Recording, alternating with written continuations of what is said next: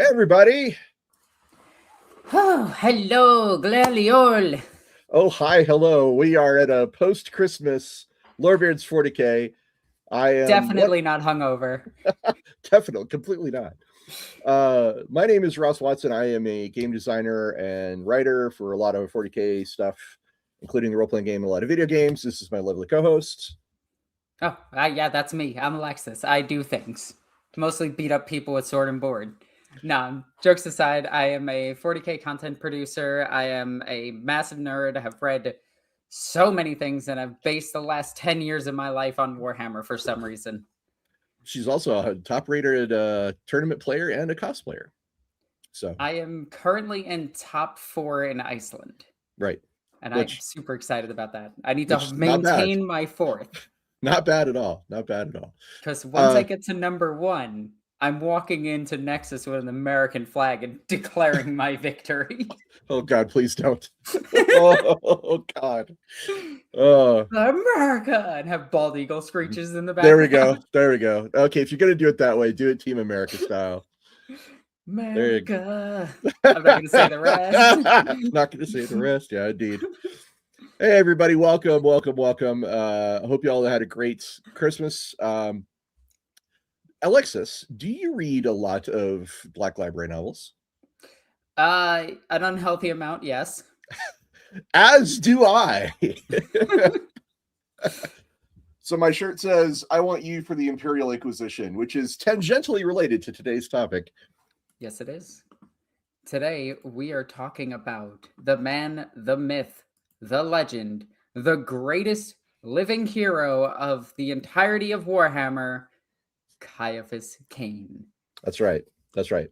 I have some artwork I can show if we'd like to bring that up. Yes, of course. So I will do a quick cool share screen thing here. And there is some official artwork of Ciaphas Cain. We're gonna show it off. We're gonna talk about it. Some official artwork. Well, there's official artwork, and then there's non-official artwork. The propaganda pieces that they put in. I love when Ciaphas Cain is just massively buff. Yeah, Clint Langley, the artist for a lot of the novels, likes to make him just ludicrously buff. So it fits this. It fits what they use him for. So, like, what's for the audience, Alexis? What is the basics? Who is Ciaphas Cain? Ciaphas Cain is the character that most embodies imposter syndrome in all of Warhammer 40k. Ciaphas Cain is a commissar who typically runs alongside the Valhallans of ice-themed Imperial Guard Regiment, and he is probably the nicest person in all of Warhammer, to be honest. Ciaphas Cain is just a commissar that constantly gets in way over his head and has to use his quick wit or dumb luck to either avoid situations or be seen as the greatest hero ever. There were times when he has retreated to the back lines to save himself from going against the Tyranids, only to discover the Tyranids' flanking maneuver, and because of his leadership, they stopped it, thwarted it, and killed the Tyranids, and he was allotted as this great hero who figured all of this out. Even though in his head, he's just like, no, I didn't want to be on the front lines. That's scary. There's a great song on YouTube called "This Is Not a Plan," and it's about Ciaphas Cain. And one of the stanzas is, I tripped and fell and pointed up the hill, and everybody charged the hill, and we won the day. And that's basically Ciaphas Cain in a nutshell. He has accidentally become the greatest hero of the Imperium, at least if you believe him in his memoirs, because everything we know about Ciaphas Cain is written down in his memoirs from his perspective. Now they're and edited and footnoted by an Inquisitor, Amberly Vail, who is very close to Cain and is involved in a lot of his adventures. Very close. Like maybe the only romantic story we have in Warhammer. I mean, aside from Guilliman and Ivrain, of course. Oh, yeah. And Greyfax and Celestine. Greyfax and Celestine. How can obviously couples? Yeah, exactly. So this is an image of Ciaphas Cain. This is by Clint Langley. It is I'm using it because it is literally the title here of the Imperium. But this picture, there's almost every depiction. I want to be really clear. It's really funny. Almost every depiction of Ciaphas Cain in official artwork or miniatures or anything is always wrong. Like 99% of the time, it's wrong. He doesn't even use a bolt pistol. No, he doesn't. He uses a las pistol. Well, he doesn't like that they run out of ammo so quick. That's the reason why he doesn't use it. And he views the las pistol as more reliable. Well, and technically that is in fact true. Yeah. So let's see. There we go. Here's yet another image of Ciaphas Cain with a bolt pistol. Oh, and these are the Valhallans we were talking about earlier. Mm-hmm. They are very much Russian inspired. They are just so cool, and I wish they had miniatures. They used to, now they don't. Yeah, they're one of the regiments of the Austria Militarum that has vanished. I would like to do an episode about that sometime, Alexis. We could talk about we could talk about the Talarns. We could talk about the Catachans. We could talk about Catachans haven't completely disappeared, but we could talk about the Praetorians. We could talk about we have to talk about my chem dogs. The chem dogs, Savlar chem dogs. I think what we would do is we would talk about all the regiments that are no longer have miniatures as a single episode. That way we can go through all of them. Yeah. That's what I'm talking about. Exactly. Yeah, let's do that. We got to add that to the list. So like I said, these are the official depictions of Cain. This is another Clint Langley, but it's also really good for the face. I really like the face on this one, but that is definitely a bolt pistol. Yep. We have so many. This is the most ludicrous image I could find by Clint Langley, showing him as this just stupidly awesome dude leading a bunch of Reclaimer Space Marines into the depths of the Space Hulk. So my buddy actually pointed this out to me a long time ago, that if you take the standing image of Ciaphas Cain and measure it out to actual human height, Ciaphas Cain would be 6'6" and ripped. And he's not even close to that. He's actually 5'9", 5'10". Well, and again, he's the thing about Cain is he's the most unreliable narrator. Yeah. How tall is he? Maybe he is taller than we think. I'm not sure. We'll get into that. But these are this is, as I say, the official artwork for Ciaphas Cain. Here is his official model from the Black Library, yet again, holding a bolt pistol. Not only that, he's holding one of the most sacred relics, that banner of the that's the Vestroyan one. No, I forget which one this is. This isn't the banner of the Valhallans. He's holding something else. He's never really been a banner holding kind of guy, because that makes you a target. So yeah, I don't know. He doesn't do that. I honestly don't know what they were thinking when they made this model, to be clear. It's so good. It's such a good propaganda piece. Fun fact, this is one of the most in-demand figures. The prices on this on eBay are insane. Yeah. It was a limited edition Black Library model from 2005, so it's 20 years old at this point. Wait. I got a good Ratwood 19 says he's handing the banner to someone else. Now that would be Cain. That would be Cain. You, soldier, get over here. Take this banner. Please take this. And then they see it from the wrong angle, and he's just like this. Standing up. Ciaphas Cain is holding the sacred banner. We're all inspired. Let's go. And he's just like, somebody please take this.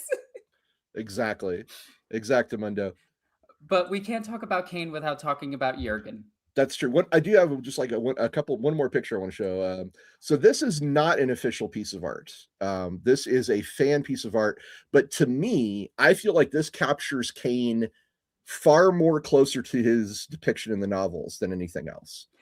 I like Cain being the tired commissar look, because he still looks too much like a Chad in this picture. He has the whole. Well, yes, obviously he is. Somebody once pointed out that he might be the Emperor's charisma made manifest. There are some really interesting fan theories and headcanon about Ciaphas Cain, and I want to get into that. I really Oh do. yeah, we're going to. But like I love this picture because it does show like his standard equipment. The cool thing about Ciaphas Cain though is that he doesn't use like these special sacred relic weapons that all these other heroes use. Jurgen doesn't have Jurgen doesn't have like a perfect melt-a-gun that is like master crafted with a scope and all this Nope. other garbage and reliquaries hanging from him. No, Ciaphas Cain is just like, no, all of that attracts attention. He actually takes like badges off of him when he's going into the field. Well, I mean, He doesn't. It's fair to say he tries to keep a low profile. That is fair to Yes. say. He, but this also goes into his whole lore and everything. But his standard issue las pistol is just that. It's the same las pistol that every officer gets. His chainsword is It's just just a a chainsword. Exactly. Like, he's not like trying to stand out, but that actually works against him because while he doesn't try to stand out, the second people notice where he is, they are inspired by his presence and then do better. Well, according to some of the books, according to his memoirs, let me be really clear. Cain believes that being humble actually makes you more memorable, and he does that on purpose so that people are like, "Oh, you were clearly the one responsible for this." Because he's like, "Oh no, it's team effort. No, Yeah. please, I was merely a facilitator," and everyone's like, "No, you clearly you're the one," you know. Mhm. Yeah, so this is, like I said, my favorite piece of art to represent him, but there is alternative models if you're willing to look in various places of the internet. This is a, shall we say, stand-in for characters like Jurgen and Commissar Cain, who is very fond of a specific type of tea made by the Valhallans called Tanna. And he often asks Jurgen to bring him flasks of this hot tea in wintry conditions, shall we say. So if you're looking for models that more closely fit the novels, they are out there. I do suggest maybe looking around a little bit. I also do love that Jurgen has once fetched him tea in the middle of a battle where he was actively shooting his meltagun and still managed to like pop somebody, turn around, get his tea ready, pop somebody else, and then hand it to him. And Cain is just like, "Oh, thank you." Indeed. So we will come back to these images when we talk about more of the supporting cast. I think this would be a good time to go back here because there's a lot of basics on Cain that we do need to cover. So first off, what is a commissar? Exactly. Why don't you describe that? A commissar is a disciplinary officer or a motivational officer that sits outside of the typical chain of command of the Astra Militarum. They do butt heads with like commanders and everything, depending on how egotistical the commissar thinks they are. But they are issued orders. They are issued with regiments, and depending on the regiment, the commissar is either hugely respected, like in the case of the Death Corps Krieg, or they go completely missing and tend to die a lot. Catachans. Or they're seen as completely unnecessary. The Cadians. But Ciaphas Cain is a commissar in the traditional sense. He wears the long flak jacket. He's very much supposed to be an officer that finds people who are committing acts of heresy, who are cowardice, who are not performing up to the standards of the Astra Militarum. And these officers will, if they see you committing acts of cowardice, like fleeing the lines, running the trenches, not going when you're told to charge into a gun line, they will put a bolt gun to the back of your head, pull the trigger, and kill you instantly. And this is so common that it's baked into their 10th edition. This is so common that it's baked into all of their rules for every edition. They kill you and your morale is increased because it's scarier to have the commissar at your back than the enemies at your front. They are disciplinary officers. Their main role is to enforce discipline and ensure that any infractions are recorded and punished. So, like, if you're a typical soldier in an Astra Militarum regiment, and let's say it's a particular regiment where gambling is considered outlawed, and you get caught rolling dice behind the bunks one night, you might get brought up in front of your commissar, who's like, okay, you know, you're not supposed to do that. And he gives you some sort of punishment. You know, usually commissars are generally seen as like the most serious punishment. Like, you don't really want to end up in front of a commissar unless you have to, because they can just, they literally have the power to just execute anyone if they have any justification at all, including commanders. So a lot of commanders give them a lot of respect. So or fear, which, you know, yeah, it's the same to a commissar. Now, did you know that commissars are still used in the U.S. military? What? Yeah, they've never been used since like World War I, but it's still a thing in the U.S. military. Well, isn't that crazy? I was in the Army for about 8 years. I never saw any commissars. Yeah, they don't exist really at all, but it's not completely forbidden and they can reuse them. I just thought that was super funny. It's probably just a holdover that'll never come back. But when I was talking to a military historian, we brought up the topic of commissars, and they're just like, oh yeah, those guys exist. They're just disciplinary officers, and they can kill you if you flee. Has it ever happened? No. So let's talk about Cain, though, because Cain is not your typical commissar. Cain, no, and he doesn't kill people. Well, Cain goes out of his way. He diligently tries to find a way around executing fellow soldiers of the Astra Militarum. And he does this because he believes that it will be easier for him to count on the soldiers helping him if they don't see him as a disciplinarian. If they see him as a respected leader instead, they're far more likely to die protecting him than to roll a grenade into his tent one night, because he's very worried about that. He is extremely paranoid for good reason. He lives in the 40K universe. So Cain, as we said earlier, that he may be one of the most unreliable narrators in all of 40K, because the memoirs are written from his perspective, and the dates are usually wrong too, which is a really, really funny part. The dates are weird. The names are weird. He starts in the middle of a story. And the tone of his novels is very light compared to all other 40K fiction. His novels are very tongue-in-cheek, very humorous. I mean, the villains, as long as they're not Tyranids or Necrons, are almost always foolish and overconfident, and Cain always wins. So, I mean, so one of my favorite things is, and the reason that I believe that that Ciaphas Cain is so important to the setting is he is what the setting should be. He is the satire, and I love it. He's definitely satirical, and a lot of his outlooks are satirical. And this is correct. This is what I was thinking of. So it's not commissars, it's commissary. Commissary, yeah. My bad, I get the two terms confused. My apologies.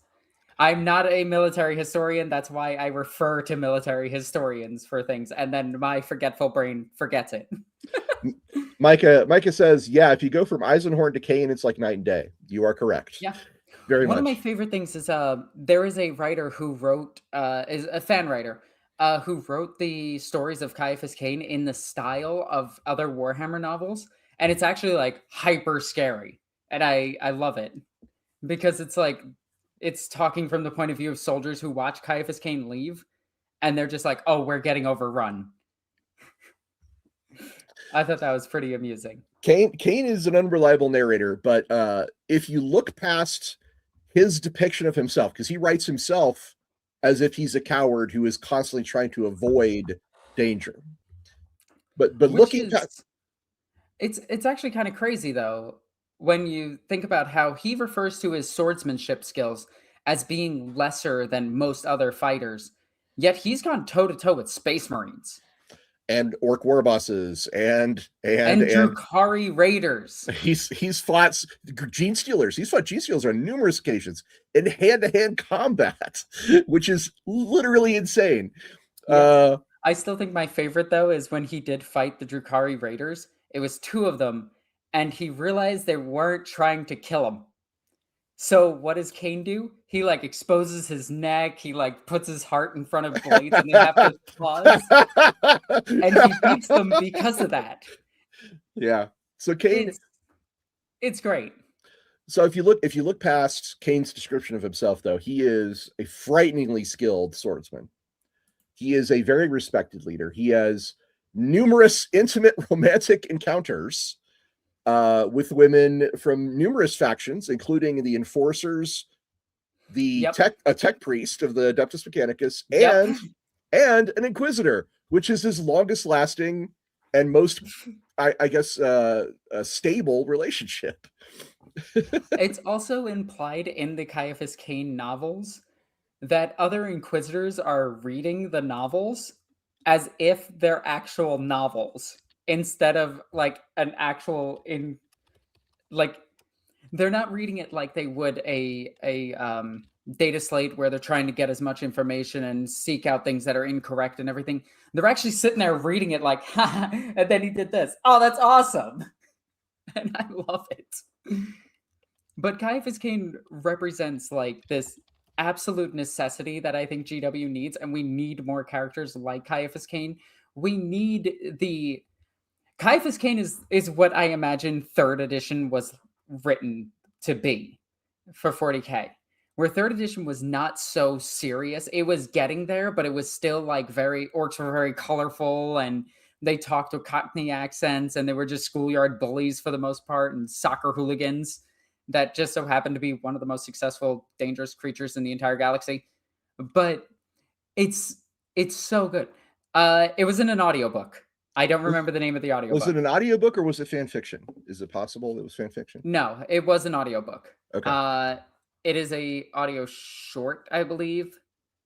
I could find it after this. My apologies. I will try to find it. But yeah, it's like Ciaphas Cain is a tongue-in-cheek character, and I absolutely love him for it. I love the fact that he runs away from battles. He tries to hide, and every single time he's made a hero. But Ciaphas Cain is actually ridiculously good at psychology. And that was one of his fields of study in like the Scholar Progenium, I swear. He has like a masterate in psychology. He can read people very, very well. And I mean, it's important to point out he describes himself as a coward, but he is definitely not a coward, first of all. He went toe-to-toe with a world eater. I mean, among other things. But even in his own memoirs, whenever there's a situation involving warpcraft, like chaos sorcerers or heretics or a cult, he actually goes out of his way to fight that. And he has a reason for behind it, which is hilarious. He is resolute in hunting down sorcerers and chaos cults and things of that nature, because in his own words, you can't run away from warpcraft. The only way to be safe is to kill those who are practicing it. Yeah. Which I dig. I dig that a lot. I believe it's mentioned in the books that he did fight some Drukhari, but I don't think I'm not sure that's covered in the novels. Well, she'll look it up later and find it for you guys. But yeah, he's a very interesting dude. He does acknowledge the Emperor is divine, but he has real problems with the ecclesiarchy. Yeah, they don't get along too well. Well, no, Cain is a diplomat. He never lets his thoughts show on his face unless he's in safe company. But his internal monologue is like, listen, if you're a preacher of the ecclesiarchy or a sister of battle, or even a fellow commissar who has a stick up his butt and no sense of humor, he calls them emperor botherers. Yep. And tends to avoid them as much as possible. I love it. Oh my God, it's so great. He's also the one who pointed out that Sisters of Battle make really terrible allies on the battlefield, because they will often just charge for no reason and leave their position. Yep. He also corrects guardsmen when the guardsmen call the Sisters of Battle men-eaters, which is a really funny little thing that the guard call the sisters because they're scared of them. And he's I just would like, be. he's like, no, they're not like that. And then he like looks over and the sisters are like going crazy, and he's just like, they're kind of worse. Don't mess with them. Commissar Cain has only appeared in the Black Library. He has not appeared in any other mediums. He's not in any rule books. He's not in any video games either. He's not in any video games. But he's been in 11 novels, 3 omnibuses, and several short stories and audio dramas. I want to say he's one of the most prolific characters in Black Library, second probably to Gaunt, or I mean, I'm sure there's another character in 40K that's got more books than him, but not many. I honestly can't think of one. So like I'm actually trying to think about this. It's Wes Luz. Why does Cain come across as the only sane person in 40K? He honestly does in a lot of ways. Really, really does.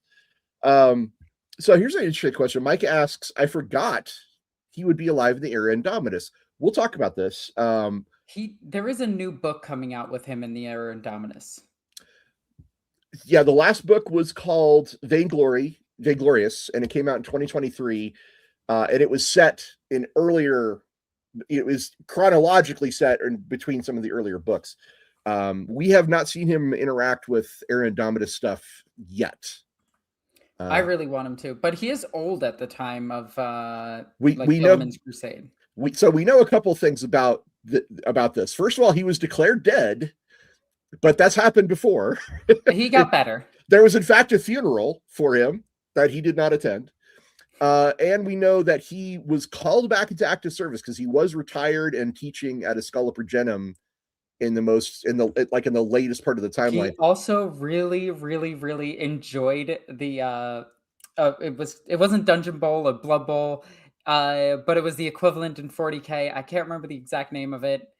But he really liked the Sisters of Battle in their little teams where they were playing American football against each other. Scrum Ball. Yeah. And he really liked the Sisters of Battle in that because they were just like crazy powerful. Well, they weren't sisters at the time. They weren't sisters yet. They weren't even novitiates. They were just cadets, just like everybody else at the Scala. I like this comment from Micah. Micah says, "Death can never claim the hero of the Imperium."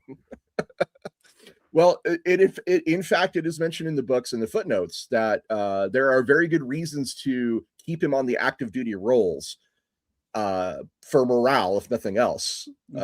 So even if he is dead, which we don't know if that's true, but even if he was to be killed or slain or fall on the battlefield, it's very likely his name will stay on the records of the Valhallan 597th or some other unit, just to keep the impact of his morale from hitting the impact of that morale high.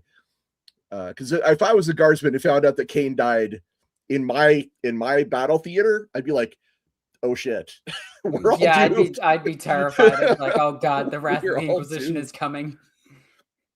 So y'all saw the official model. It's not great. But there are alternatives, and some of those alternatives are actually very, very fine. So I do recommend you check those out if you'd like to have him. We'll talk later because we're going to talk about what his tabletop rules might be as well. That's something I'm enjoying. That's something I worked on. Alexis is great at this stuff. So yeah, this is what I was talking about. Face Octopus 4571 says, according to a footnote, he was buried with full military honors and kept on active roster despite that. Again, the footnote does not actually say he was dead, just that he was reported dead and buried. So that could happen. We've got a super chat. We've got 2 currently. Why don't we read those? All right. So the first one, Lord Vorn, the Warhammer equivalent of the Flashman comedic historical books. Highly recommend them if you've never read them. Think Blackadder. Yes. As a matter of fact, so Harry Flashman was a hero in a series of novels from the 1920s, I believe. that was written about a British imperial officer in India, I believe, who was very similar in that he was more or less incompetent, and his assistant did all the like actual work, but he was credited with Flashman was credited with all these victories.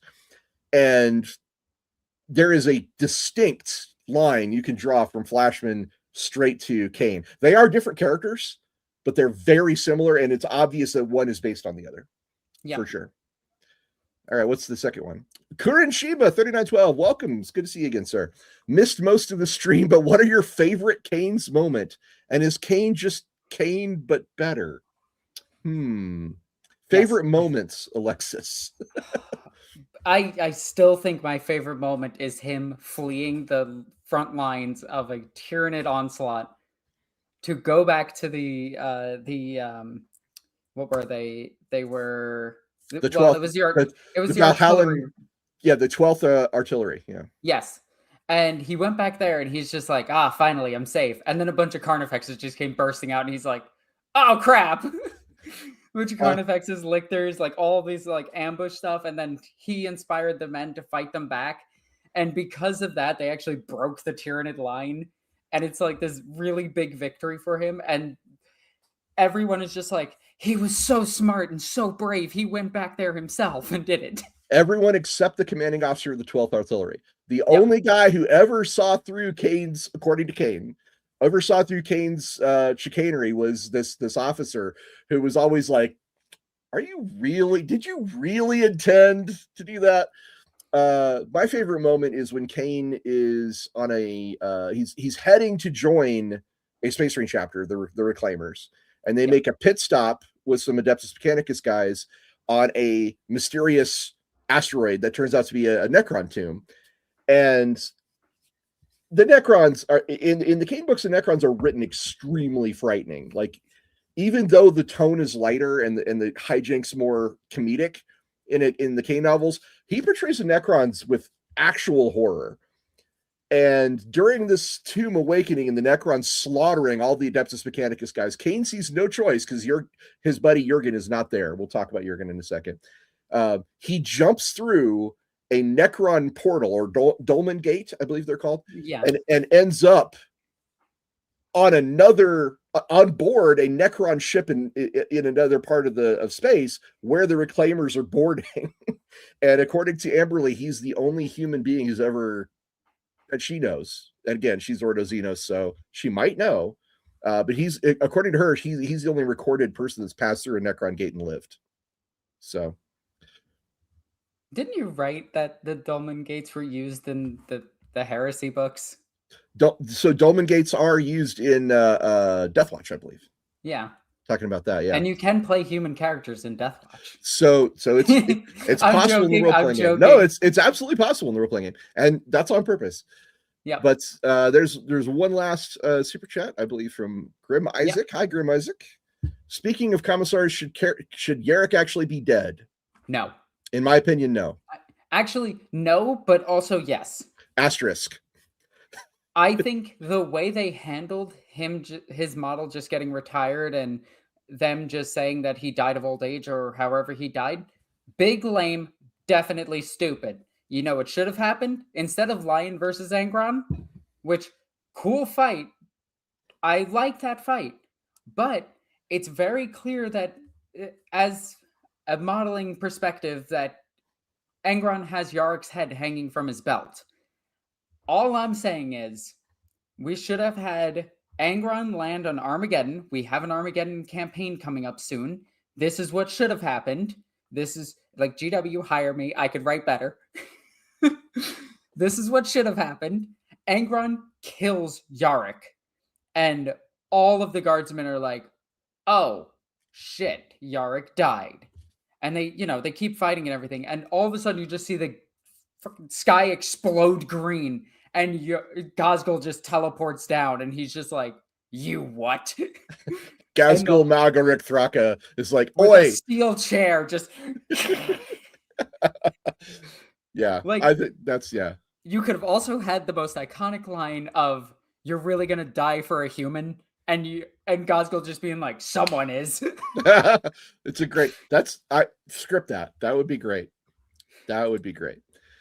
So we were just about to talk about who Jurgen is. Jurgen is Cain's faithful companion. He's in the very first story with Cain and is in almost every Cain story after. There are times when Jurgen is not present. There's even one story that is just Jurgen on his own, which is kind of neat. Yeah. But who is Jurgen? Well, first off, I have to describe one thing about Jurgen that sets the tone in all of the books. Jurgen smells like a Reddit mod, Yu-Gi-Oh playing, Warhammer playing, Magic the Gathering, salty bitch. He smells awful to the point where Ciaphas Cain keeps him in his office so that people actively leave. And if they wait longer than 10 minutes in a room with Jurgen, who smells awful, then he knows it's important. But it might not just be the actual smell. It might be something else, because Jurgen is not just an Imperial Guard soldier, although he is that. His rank, by the way, is Gunner Jurgen, which is a special rank. Gunner first class now? Possibly, but it's always mentioned that is a special rank that only exists for the Valhallan artillery regiments, and basically he's like a lower. He's like a sergeant-ish. Like Gunner is like maybe like a little bit below sergeant, but it's above, rank and file. But because Jurgen is now seconded to the commissariat, when Jurgen goes anywhere and says, "Listen, I'm on a mission for Commissar Cain," everybody goes, "Well, hell, how can we help you?" He gets a lot done because he's not shy about pulling rank and being like, the commissariat is more important than anything you've got going on. And he is a scrounger. He's really good at finding nice billets for Commissar Cain to sleep in, because he also gets to sleep in it. He's also an expert driver and can even drive orc vehicles. He can drive just about anything, but it's not a pleasant ride. Yeah. Well, it is stated that Ciaphas Cain has gotten used to his driving. Yeah, but and that driving has saved his life on more than one occasion. So yeah, Cain is he's like, it's fine, just let him drive. Jurgen carries a las gun and often will requisition a melt-a-gun, plus plenty of frag and crack grenades. And again, this is not like a special master crafted artist blah blah blah melt-a-gun that kills heretics and whatever and has like a machine spirit that can like fire in 8 different directions or something. It's just a melt-a-gun. There is nothing special about it. It is just a standard issue Imperial Guard melt-a-gun. But Jurgen, standard issue, it's a melt-a-gun, it's a special issue, but you know what I mean. But Jurgen makes better use of all of his weapons, primarily the melt-a-gun, because of a very special and unique thing about Jurgen. He's a redhead. No. You got the joke immediately. Nice. It's because he's a blank. He's a soulless individual. Well, he's considered a blank or null. Yeah. And if you remember us talking about blanks and nulls in the past, when you're a blank or a null, it means you are kind of an anti-psychic field, an anti-psyker hole, if you will, that demons and warpcraft and psychic powers just slide off of. And Jurgen being that person, whenever he's in close proximity to a being of the warp or a being protected by psychic powers or things of that nature, he disrupts them just by being there. This has saved Cain's life on many occasions, often with gene stealers and even a gene stealer patriarch, or what do they call broodlord? A broodlord. It's a patriarch when it's a gene stealer cult. When he disrupted their psychic communication just by being there, and Cain's like, I don't know why this thing's hesitating, but it is, and takes it down. And so Jurgen will often fire a melt-a-gun at something that it shouldn't be able to kill, but it does, because Jurgen is suppressing all their special shit. There was a time where Jurgen was next to Cain, obviously. Cain was being accused of heresy at this point. Oh, yeah. And Cain was fighting a World Eater. And as the World Eater came running in, it slowed down, and Jurgen shot it with a meltagun, which you could be a super-powered super soldier with demonic-infused super abilities, but a meltagun doesn't care about that. Meltaguns are anti-tank weapons. They are anti-tank weapons. It killed the, that combined with Ciaphas Cain cutting it, killed it. Mostly the meltagun did all the work, but Ciaphas Cain was conveniently standing upon it. Yes, when everybody showed up. When they came in, and he's just like, yes. So a couple of things about blanks and nulls. They're very unpleasant to be around, not because of the way they smell, but because their soulless nature makes people distinctly uncomfortable around them. Nulls in general tend to live very isolated lives, but Jurgen, because he's in the Astra Militarum and they just don't know that he's a blank or a null, they all just kind of like, that guy, I don't like being around him. He's just kind of icky. And a lot of times they attribute that to his sense, because he has halitosis on top of everything else. Yep. And skin condition. He's got a weird skin condition. So Cain basically just assumed that Jurgen was kind of an outcast because of his body odor issues, took him on as an aide, and only later on found out about his special nature of being a blank/null. And that may also account for all the times that people don't think that Jurgen did anything and instead put it all on Cain, because Cain's it's easy to think about Cain. I could be around Cain. He's a pleasant guy. Whoever that dude is over there with the meltagun who smells really bad and just makes me feel awful, I'm just not going to mention him. We don't need to worry about him. But one of the big things about like soulless individuals, nulls, and whatever, is that you get so, like, depending on how much of a null they are or who is discovering them, like if they have a little bit of psychic potential and they discover a null, they're going to hate them. Eldar hate nulls, like to the point that they hunt them down and try to kill them. They absolutely cannot stand them. With some exceptions. The solitaires. The solitaires are grabbed by the Harlequins before the Eldar can discover them and then kill them. But it's one of those things where they will say everything bad about them because just being in the presence of a null affects your psyche, affects your mind, affects your body. It just makes you repulsed by them. And it's so funny. I absolutely love the idea of a null.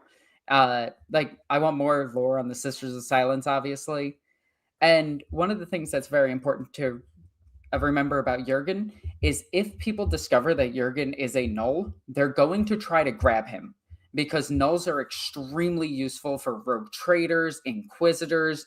They're also typically, black ships will pick up nulls as well, because they will put them into the Assassinorum, or they'll use them to try to keep psychers contained. Yeah, when it is discovered that Jurgen is a null, it is by an inquisitor by the name of Amberly Vail, and we'll talk about her in a bit. And Amberly Vail tells Cain, do not ever let this information be known, because there are so many people that will just snatch him away from you. And she didn't let the information out either, because she wants to use Jurgen in a lot of her schemes, and not just Jurgen, but also Cain, who, I will remind you, they were having a romantic relationship as well. So my boyfriend has an awesome dude who can never be taken away from him. That's one of the reasons why she keeps coming back and having Cain help her out on a lot of her inquisitional situations. I want you for the Imperium. That's why I wore this today, was because of Vail, Inquisitor Vail. So we've talked a little bit about Jurgen.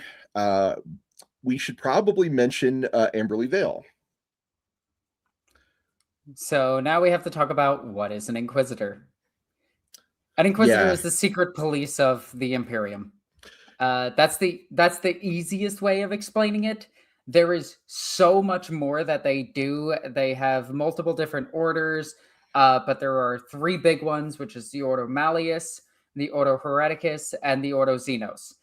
Malleus goes after demons, Hereticus after mutants and heretics, and Xenos after, more specifically, somebody that I know. Aliens. Yep. This is what they go after. My buddy's last name is Xenos, so it's really funny. Oh, that's funny. That is funny. Yeah. But no, yeah. So Amberly is an Inquisitor. Inquisitors have insane levels of authority. An Inquisitor, once he or she reveals their status, can requisition just about anything from just about anyone. In fact, even Space Marine chapters sometimes will listen to Inquisitors. There are some Space Marine chapters that are very closely knit with the Inquisition, the Death Watch and the oh my God, Grey Knights. Thank you, Brain. Don't forget the Red Hunters. The Red Hunters and the Exorcists and the there's another chapter. But there's quite a lot of chapters that are very close knit to the Inquisition. I think the Blood Ravens are technically also very close to the Inquisition, though they more fear them than anything else. The Red Hunters, the Exorcists, and the Grey Knights are the top three. Yeah. We'll listen to the and the Death Watch. I'm sorry. Yeah. The Minotaurs are not closely knit with the Inquisition. They're close knit with the Lords of Terra. Yeah. Which, I mean, that kind of is the same thing, but it's not quite the same thing. Yeah. There's a lot of internal politics in them where they'll send the Minotaurs after each other. Yeah. Inquisitors tend to operate in secret rather than openly going about, because if they openly go about as Inquisitors, it's easy for the enemy to see them coming and hide. And a lot of what an Inquisitor does is rooting it out from where it's hiding in the Imperium or near the Imperium or things of that nature. So if you're going after a cult, you don't want to show up on the world with a big old red carpet. I'm an Inquisitor. I'm here to investigate. Yeah. So in fact, in the RPG system, you actually made a subtlety system. Yes. Which I really like. Amberly is a subtle Inquisitor. She often will show up in secret. In the first time she meets Cain, he thinks she's a lounge singer, because she's very skilled singer, by the way. She also hides as a rogue trader. A lot of Inquisitors do this as well, where they'll just be like, I'm a rogue trader, I'm here to trade. And then cults will actually approach rogue traders because they tend to have, contraband that they want to off to them because it's safer to off it to them than anybody else. And then they'll be like, aha, I caught you. I'm an Inquisitor. And they're like, oh, dang it. So Inquisitor Amberly Vail is described as being blonde, exceptionally beautiful, rather petite, although she does wear a suit of power armor with a heavy bolter when she goes into combat. And she has a retinue that includes things like pilots, rogue traders, psychers, sages, specialists in different areas. And she often will include Cain-Jurgen with her retinue when she goes off to do things, which of course Cain usually goes along with because he is in a romantic relationship. Yeah. Which they began after their first encounter, which dealt with the Tau. I do love that he's just like, oh yeah, me and Amberly go way back. I don't even remember how we met. And then describes it perfectly down to the exact hairstyle and how short her hair was at the time. And he's like, oh yeah, but that's her. Do we want to show some pictures of what she might look like? There are no official art. There is no official art for her. This is one of my favorite. You can actually buy these models if you're a fan of that's Jurgen on the left and Commissar Cain on the right. But this is a cosplay by, I'm sorry, I need to grab my show notes really quick. This is a cosplay by MSFM Cosplay is the name of the group that does this. And the woman on the left there is Colonel Regina Kasteen, the commander of the 597th Valhallan Regiment, which is the unit that Commissar Cain was attached to for the longest portion of his career.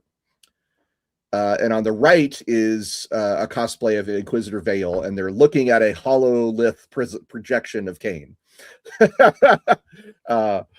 This is what Amberly might look like, is the one on the right. And that's what Colonel Kasteen might look like on the left. And there is, again, no official model or anything, but here's what an official model might look like for Amberly Vail. I think it's pretty cool. I like do the feel like circuit pattern in her cloak. Yeah, it is nice. I do like the idea that she has something closer to Sister of Battle or Arbitrator's power armor, where it's like not this heavy power armor, but it's more of like a standard power armor. Now, granted, I'm not saying she has Sister of Battle power armor. I'm saying it's adjacent. Yeah, she definitely so the power armor she wears is described as being a little in the books is described as being bulkier and yeah, more battle ready than I guess so maybe that I wouldn't say it's like it's probably thicker than Arbite's armor then, but it's not like super heavy power armor. Kurin Shima 3912 asks, is there a reason why there's no official art of her? Well, there's a lot of Black Library characters who have no official art. That's just how it is. That's the nature of the business. They very rarely get official art. Although they have been doing a lot more character series for 10th edition, which I really like the guy from come on, brain, work. The Dawn of Fire books, the Space Marine captain that's in that now has an official model. And I think that's really cool. Though it does have Legends rules. And then the oh my god, I forgot her name. It's like a insert fake Latin A name here. Theron Arius. Yeah, he has an official model. There's a not a Palatine, a Sackerson that has an official model now from the series, and I think all of that is really cool. But like, that's cool. Give us Ciaphas Cain. T-Ball 31 says, maybe if we're very lucky and ask very hard, she'll be a legendary hero in Total War Warhammer 40K. I would love Amberly Vail as a legendary hero. I would love Commissar Cain even more. Yeah. If he's kind of a legendary lord. Like, Gotrek and Felix turned out to be legendary heroes eventually. So why not Cain and Jurgen as legendary heroes of Total War Warhammer 40K? I would love to see any of these cast members as heroes or lords in Total War Warhammer 40K. They would be awesome. It would be really funny if you tried to move him to the front lines and he just moves backwards. We will talk about some possible rules for Cain in a little bit, but I want to quickly go over his war gear. We said before that he carries a chainsword. It's a bog standard chainsword. He carries a las pistol. It's a bog standard, commissar las pistol. He always has a comm bead. Comm beads are like earpieces that are short range Vox communicators or radio communication. And after a certain point in the books, he gets a suit of carapace armor that's worn by Tempestus Scions, and he puts it on, but he puts it on underneath his tunic. So it's hidden armor. That's his war gear. Does he have the refractor field that other commissars have? No, right? He doesn't seem to. Like, if he has it, he never mentions it. Let's put it that way. Yeah. But it's, again, it is possible that he has it and he just doesn't know. He's a very unreliable narrator. Yeah. Now, the kinds of guys that Cain has fought, his main enemies tend to be orcs, Tyranids, and chaos cults. He has also run into Necrons on a couple of occasions, and he's run into the Tau on a couple of occasions. And Genestealer cult. Well, Genestealer, I was about to say that the possibly his most common enemy is Genestealer cults. He's run into them, I think, 3 different times. Yep. At least. And it's always interesting to him to talk about fighting Genestealers because he'll always mention that they can tear open Terminator armor with ease. And there's some of the most dangerous things to fight in hand-to-hand combat. But he fights them all the time. Yep. The only time that I can think of Ciaphas Cain ever firing upon civilians is in a novel with Genestealer cultists.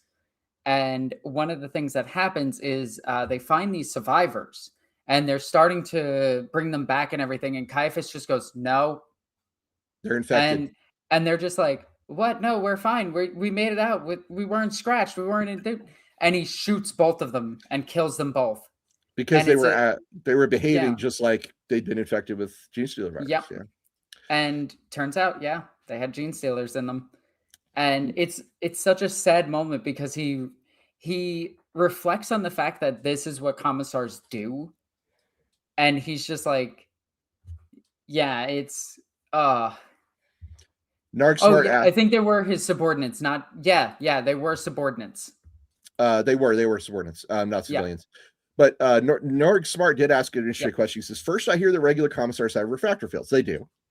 That's something else than Vail has, right? That displaces her. She has what's called the displacer field, which operates on a similar way in that it keeps her from dying, but it keeps her from dying by teleporting her elsewhere. That is a different device. That is not a refractor field. So we talked about some of his enemies. Oh, hey, Cain in his novels is one of the very few people who's ever seen a Necron pariah. Yeah, those things that are canon until they're not, and then maybe canon again in 10th edition, but not really because they're not pariahs, but they're trying to figure out what a pariah is. And then there's the pariah nexus, which then doesn't mention people being pariahs. And pariahs mean multiple things in 40K, and multiple writers write different things that explain what a pariah is, because a pariah is somebody that can't die of old age, but it's also a Necron thingy. So Necron... It's very confusing, and it's like a human that's infected with necrodermis and turns into like a machine guy. So Necron pariahs were only in existence between 3rd edition and 5th edition. After the 5th edition Necron Codex, we never saw them again. Necron pariahs were a unit that had been human blanks or nulls that had been converted through some process into Necron warriors. They were replaced by Lich Guard. Yeah. So pariahs were a thing, and for the brief time that they were a thing, Cain is one of the few named characters that's encountered them. So there's that. Micah says the models were kind of ugly. Yes, they were. Oh my god, I hated them so much. They were just generic dudes with this weird weapon that was like lead pencil thick, thin. And if you looked at it, they broke their own weapon. I hated them. I'm going to find an image so we can all gaze upon the glory that was Necron pariahs. Yep. But it's so weird that we had the pariah nexus and everyone was like, pariahs are back. And then we had this whole animation showing people getting infected with necrodermis. And then nothing. These are Necron pariahs from the old days, the before times. Oh, and I should mention something else about Necron pariahs. Necron pariah and a Necron lord were technically the only things that could talk back in 5th edition to 6th edition Necrons. And then 6th edition started introducing more elements of Necrons being able to talk. And then 7th edition onwards just made them into what we know today. So those were Necron pariahs. I only mention them because they're just so rare and it's so unusual for a named character to interact with them. Yep. But we have some super chats. I like how we were on point. We were just like, we know what's up. We're getting good at this. Now watch us pick the wrong one. Oh, wait, hang on. We did the puppy face or kissy face? Super Orlock, thank you, sir. It's great to see you. And I love the little cat face on there. That is dog image cat face. Lord Vorn says, the commissar's always right, I said, smiling. It says so in the regulations. I believe this is a Jurgen quote. Yeah, it is. Also, Jurgen is one of the few people in the entire galaxy that knows that demons exist. Like, he knows the enemies. Yeah, but he doesn't think they're a big deal because he's a null. He's like, I'm not sure what the big deal is. But the other crazy thing is he has access to so much forbidden information, but because he's a null, nothing happens to it because, like, he knows of demons existing. The knowledge of demons existing usually lead to you getting possessed. but since he's a null, he can't be possessed. So it's like, Well, we forgot to mention Jurgen's personality. Jurgen is mostly obsessed with a very small handful of things. He's obsessed with getting the best gear he constantly can for the commissar, or the best food, the best drink, the best location, because he believes that Cain deserves all those things. because he views also Cain as a hero. And rightly so, because no one has ever treated Jurgen like a person until Cain came along. And then he's also very interested in creature comforts. Jurgen likes to eat. He likes to eat good stuff. He likes to drink good stuff. And it's mentioned several times that he carries around data slates full of pornographic material that he studies in his off time. Yep. And that's pretty much all he's interested in. Like, he may have access to like tons of restricted information. He doesn't care. He's like, that's somebody else's job. The best part about their relationship, though, is that Ciaphas Cain does care about Jurgen as well. Like, he makes sure that Jurgen is taken care of. And he goes out of his way to make sure that Jurgen is by his side at all time because he's super useful. But he will be like, no, show respect to him. There was one time that Jurgen was thought dead, reported dead, in fact. And Cain loses it. He's like, yeah, like that's the first time he like starts to break down, is when he thinks Jurgen is dead. Yeah. He has a pretty serious moment. So Harbinger 444, she glared at me. Cain, she told me unnecessarily. This is my favorite running narrative joke in all his books. I recently finished all of his books. I believe she in this is Amberly Vail. It is. And it took Amberly like a little note to be like, it refers to me. Yeah, the footnotes in the novels are very funny. They're perfect. My favorite is that Amberly has to constantly reassure people that Cain is actually like one of the best swordsmen in the galaxy. According to her, he is one of the finest swordsmen who's ever lived in the Imperium. I mean, according to his enemies too. Like, again, it's all whether you believe the memoirs are true or not. Like, that's a question. That's a question we'll come back to. Ricky Chapman 3377, one of my favorite guys. Good to see you, Ricky Chapman. Shame we don't have a book with old Baeli, Cain, and Gaunt working together. God, wouldn't that be awesome? Oh, that would be cool. Now, from what I know about Cain and Yarick, I don't know if this is an actual thing or if it's just like a mutual respect that they have for each other. But Cain is aware of the other named commissars. But he never really mentions anything else aside from, I know them. Well, he operates mainly near the Damocles Gulf. He's Ultima Segmentum and pretty close to the Fringe, if I'm not mistaken. So the worlds and places that he visits are typically pretty far away from where Gaunt and Yarick are. And speaking. Yarick was over in Armageddon and then went away to find Gazgul, and then went further to find Gazgul, and then Gazgul teleported back to Armageddon. But so they're all busy. It's not like they can just meet up, but it would be really funny to have like a unofficial thing. Like, do you remember like early 2000s when we had the cartoon like inner commercial things? Could you imagine these three sitting down at a table with coffee? Yes, it would be amazing. I would watch the hell out of it.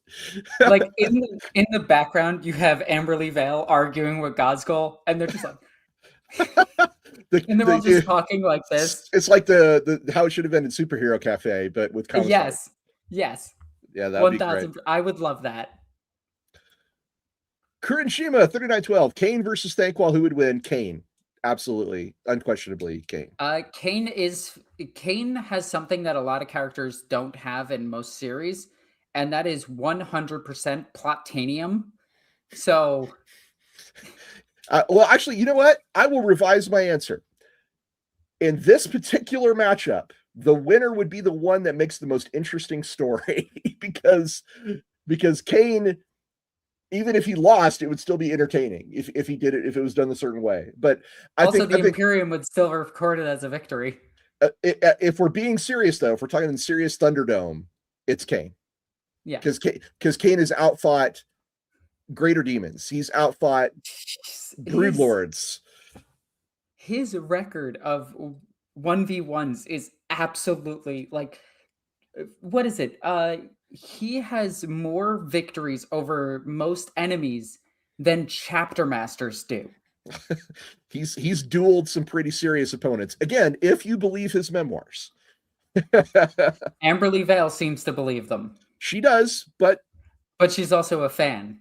Right. So Lord Voron says, "Who's been drinking all my bloody Amasek?" Cain's been here. Yes, Cain likes a good drink. And he is very common. It's very common for him to walk into a planetary governor's office or a general's office or a nobleman's home and just walk over and pour himself a drink of whatever the best thing they've got, because he relies on his status as a hero of the Imperium for everyone to be like, well, of course he would act that way, and of course I can't say no. Like, there are two things here at play. One, he's the hero of the Imperium. Two, at the end of the day, he's still a commissar. So, like, they have the fear of commissars and the glory of the hero of the Imperium. And he can do whatever he wants, and he knows it. Yep. Lord Voron says, "The Emperor protects. When said by anybody else, they provably meant it. But to me, it was the verbal equivalent of a shrug." Yeah, I love this line so much. This is Cain talking about emperor botherers and people with a lot of pious faith. You know, to him, it's all like, yeah, whatever. Yep. Grim Isaac, Gork, B and C Mork, C and B. You're losing me a little bit here. And Yurik, hard fights. Can you translate this? Okay, hang on. I speak Orc on occasion. Also, that's something that Amberly Vail can do. She can speak the Orc language. So can Cain. He picked it up on Perlia. Yeah, that's crazy to think about, that they know the Orc native language. Okay, so this is brutal and cunning and brutal. That's what this is. Okay. So Gork is brutal and cunning, Mork is cunning and brutal, and Yark, hard fights.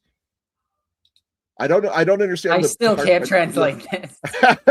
I'm not sure what this means. I'm sorry. If they get back to us, we'll answer it. Stephen Lucas 8836. Armageddon campaign mean 4th Season of Blood or 5th?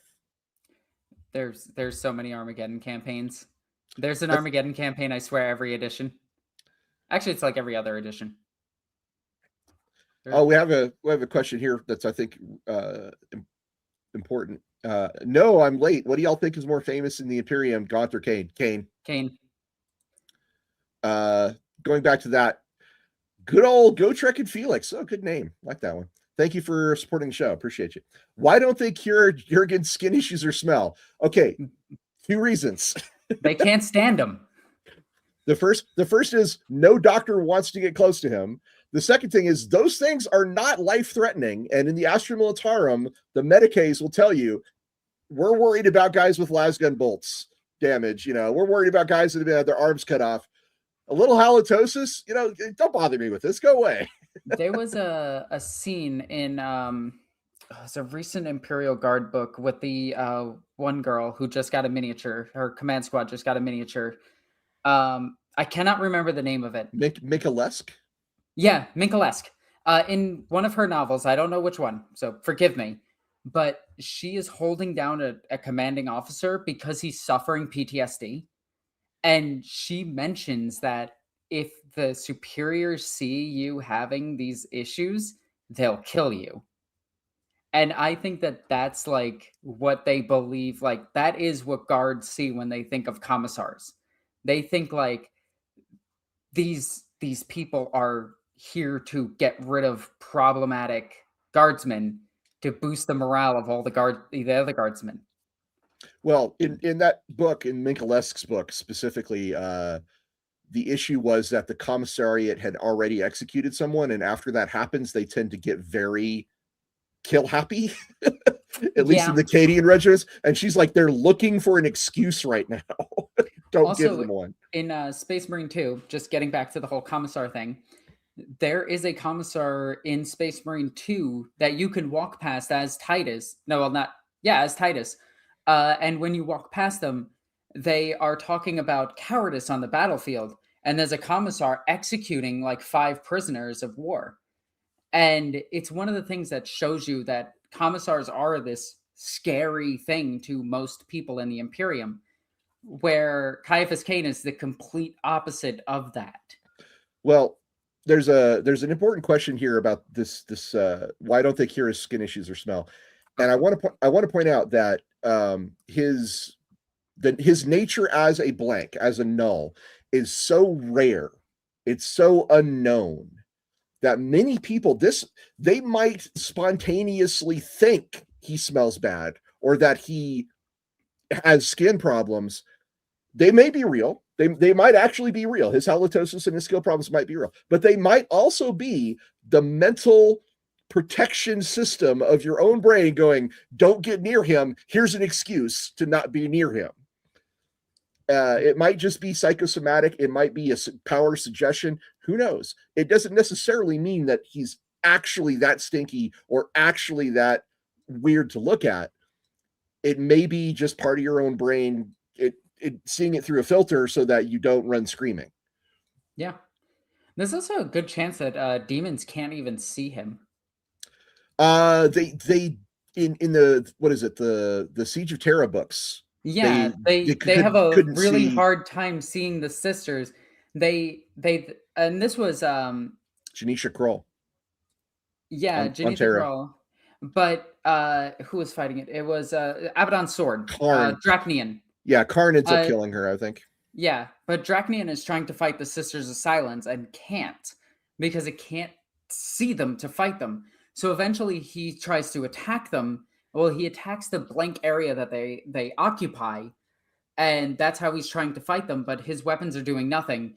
So he winds up just like lifting the ground and just flinging things at them to try to get rid of them. So there's a very real chance that the demons that fight Jurgen can't see him. Grim Isaac goes on to explain Yark is meant to be Yarick. I did get that. Yeah, I got that. But meant to fit the naming conventions of the other two gods. Okay. So Yark is the god of the hard fight, maybe for orcs. I would be down to that. That's okay. My headcanon is now expanded to include a third orc god, the mighty Yark. I still like the fan canon orc god Daka. Yeah. Which is the god of making their guns shoot. Yeah. That's pretty cool. So Halo is Haunted, by the way, wants to point out that he's posted some pics of his minis in the Discord.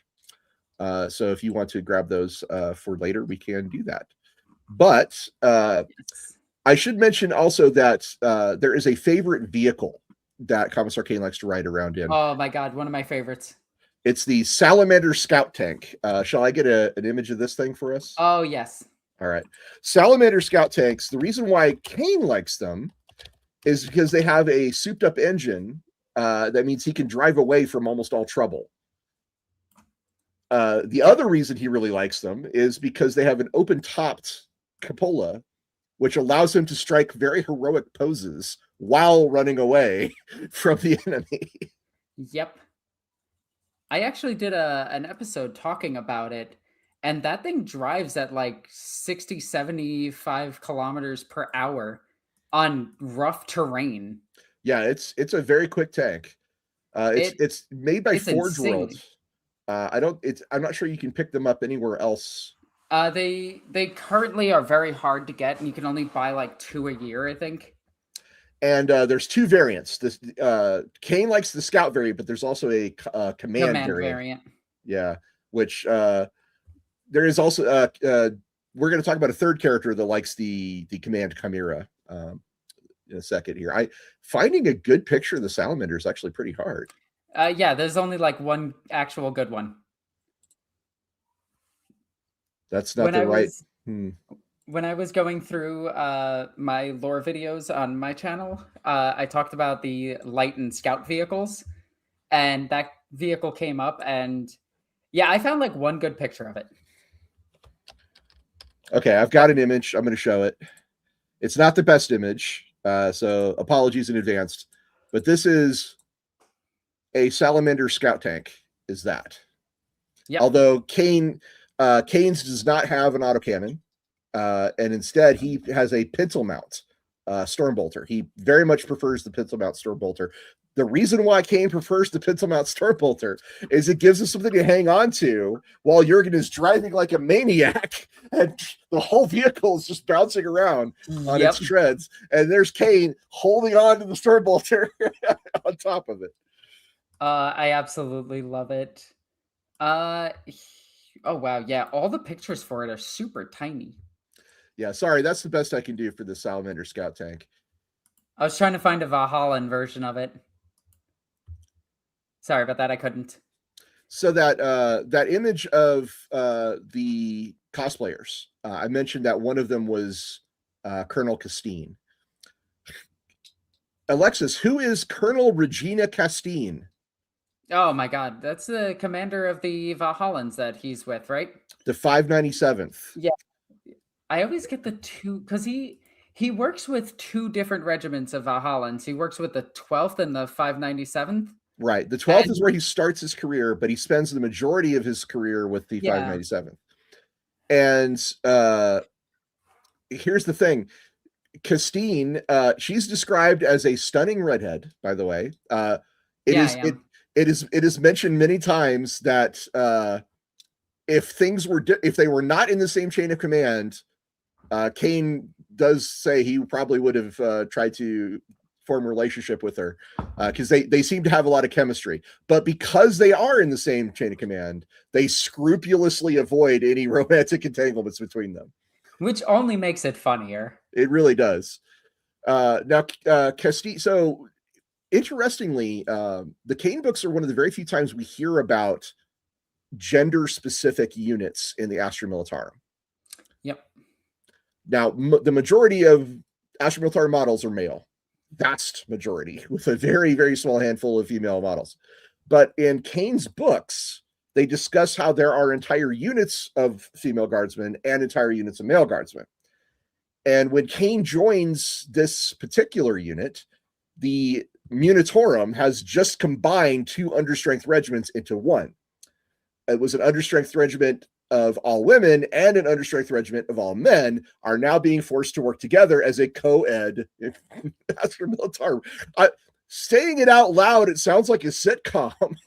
Yeah, it does. But there might be some lore to back this up a little bit in other sources. The Sisters of Battle, when they're deployed in their drop ships, if they're deployed alongside guardsmen, they don't let the men ride with them. So the women are the ones that ride in the transports with them to go down to the planets. So there is some other like really awkward lore to explain it. And there was a whole thing back in the day of 9th edition where you had the Loyal 32, and if you brought Sisters of Battle, it would be the Loyal 32 women. So, you know, it's just kind of funny. We do have I want to take a moment to address a comment because T-Ball 31 says, I don't know the first thing about his actual story. He's fought a bunch of stuff, but what was his story? Why is he a hero? Alexis, why is Commissar Cain a hero? He is how to explain this. He accidentally himself into the most like heroic poses, and he tends to unintentionally find enemies where there shouldn't be any, or finds ambushes waiting to happen in advance. He always finds a way to put himself as, so if there's a main force, he'll try to go away from it, and then he'll find like a weakness in the enemy's lines, which will then lead to a victory. Or another enemy or something. Yeah. His story is that of the unintentional hero. The first battle he took part in, he was with a Valhallan artillery regiment because he wanted the artillery because they would be the furthest one away from the front line, but still on the front line. So he got all the advantages of being a combat commissar without any of the problems of being a combat commissar. And when the Tyranids invaded the world and started advancing on his position, he grabbed a Salamander scout tank, grabbed Jurgen, and said, "Okay, I'm gonna go make sure they're not sneaking up on us from the flank." And he drove away as quickly as he possibly could. And what he found was the Tyranids were sneaking up on the flank. So he screams, fires off a few shots, turns to take around, drives Helfer Leather back to the Valhallan position, warns everybody about the incoming flank attack, and thus is credited with saving the entire unit from being torn apart by Tyranids. Yep. And then there was another one of the times you were talking about where on Perlia, the orcs are advancing on this Mechanicus refinery. And Cain being Cain says, I'm going to go down in the tunnels underneath the refinery just to make sure there's nobody down, no orcs has snuck past our lines. You guys can handle the fighting. I'll go down in the caves with some men.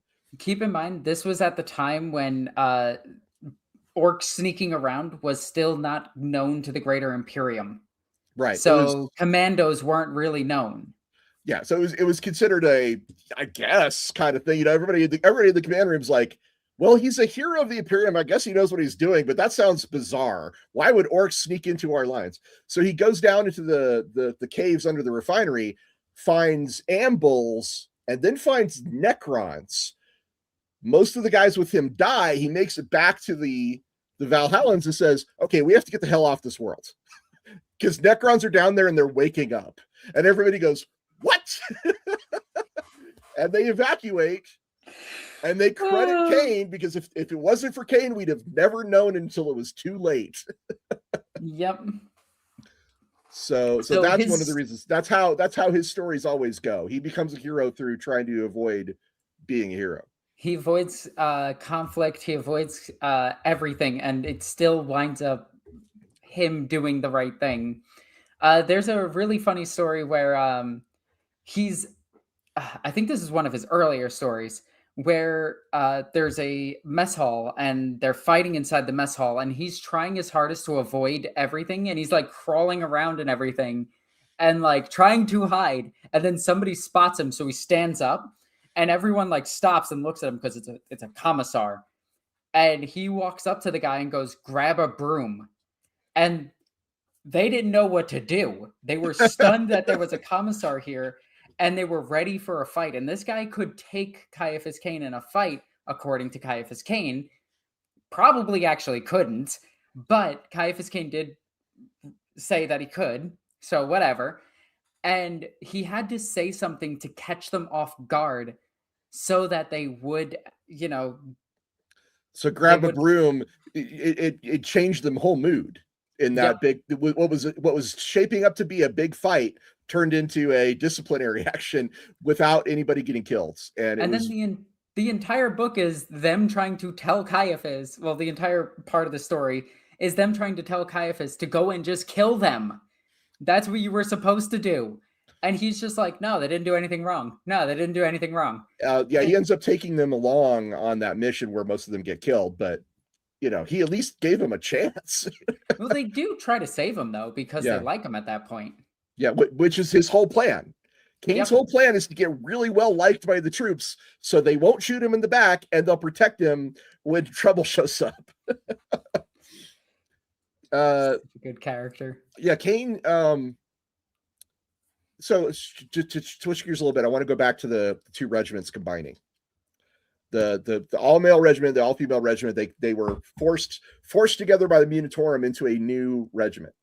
But there were problems because the most senior officer was the commander of the women's regiment, and the next most senior officer was the commander of the men's regiment. So her XO is not happy about this. Half of her unit is not happy about this.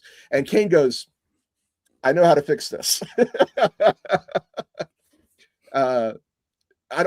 Without getting into too many spoilers, Cain, because he's so good at reading people, figures out that the best thing to do is to literally mix up every squad. Every squad in the regiment needs to be men and women. They do not need, we shouldn't segregate them. We should cram them together until they figure out how to work together. And he's also the one that says we should do away with our old regimental designation and come up with something brand new. That's where the 597th got its name, was Cain saying, let's start something new rather than trying to figure out which of the old things to keep.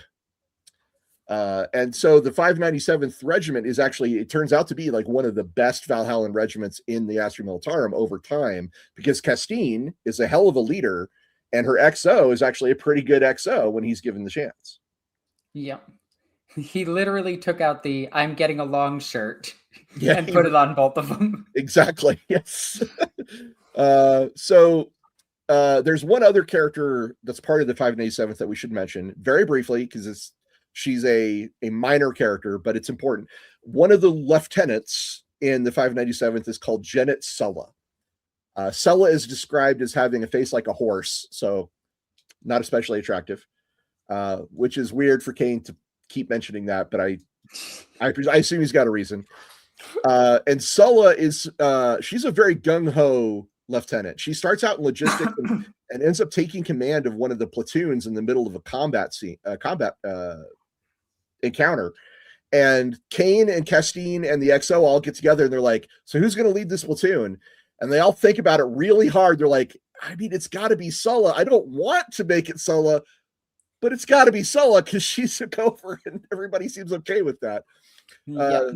Sulla is the gung-ho lieutenant who will just go for it. She's always the one who wants action, and she worships the ground that Cain walks on. Yeah, she's is like, a massive fangirl of his.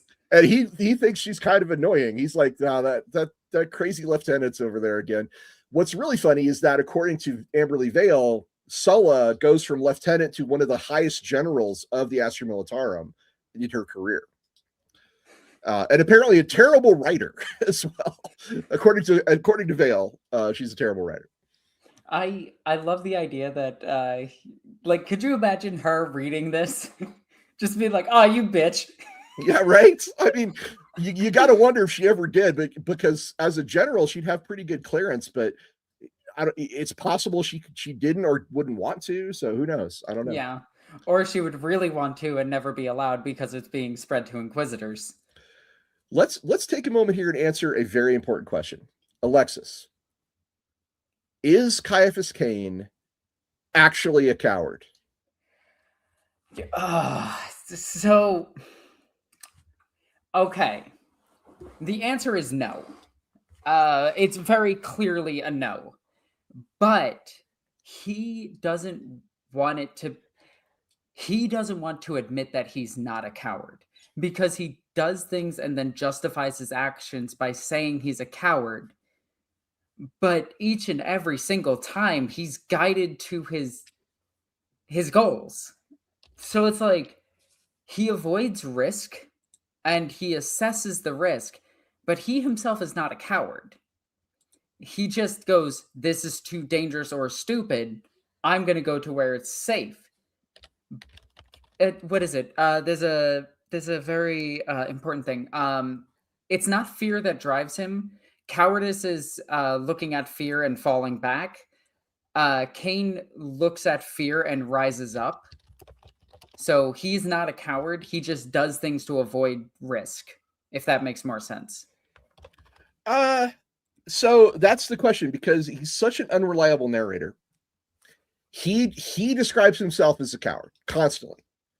And some of his actions, again, if these things are true, certainly are cowardly. Like, I want to run away from the enemy. I want to be in the safest place. Those are characteristics of a coward. But he constantly seeks out chaos cults on purpose to get rid of them. And it's especially in later books, he's very resolved about, like, we have to do this. We have to fight. So it really depends on whether you believe him or not. I will say, in my opinion, he is not a coward. But that again, like the next most interesting question is what he writes down accurate? How accurate, I should say, are his memoirs?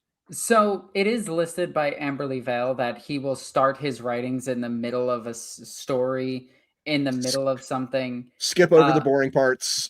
Yeah. There's also evidence that he will say things that happened at the wrong time. There are books that contradict each other, where a war happens, but another war that he's also involved in happens, and they're on two different planets and they're happening at the same time according to him. But we don't know when in the timeline those actually happen. We also have to factor in that in Warhammer, if you go through the warp, there is a chance that you go back in time or time stands still as you go through it. So time is screwed when you go through the warp. But all things said, I think he's just inaccurate, but he does get his points across. It's like somebody telling a story but embellishing it. So I think the core of it is correct. Like, if you look at it and just go, okay, he went here, he did this, this happened. That you could take away and be like, that's what's true. But the way he describes it is like, and this happened, and then this happened, and then this happened. But also this happened in the beginning, and we need to go back there, and then we have to go up here. You know, he's like a child explaining a story where they have to tell you 500 different points before getting to the point. So we're going to have an episode coming up soon of talking about what is canon in 40K. Without getting too far into that, I will say that Black Library books in general are merely stories that take place in the 40K setting. Cain's books are possibly the most only a story in the setting than all the others, because of the unreliable narrator being not only the protagonist, but the purported author of the text you're reading in universe. If there's anybody whose books are not necessarily what happened, it's Cain.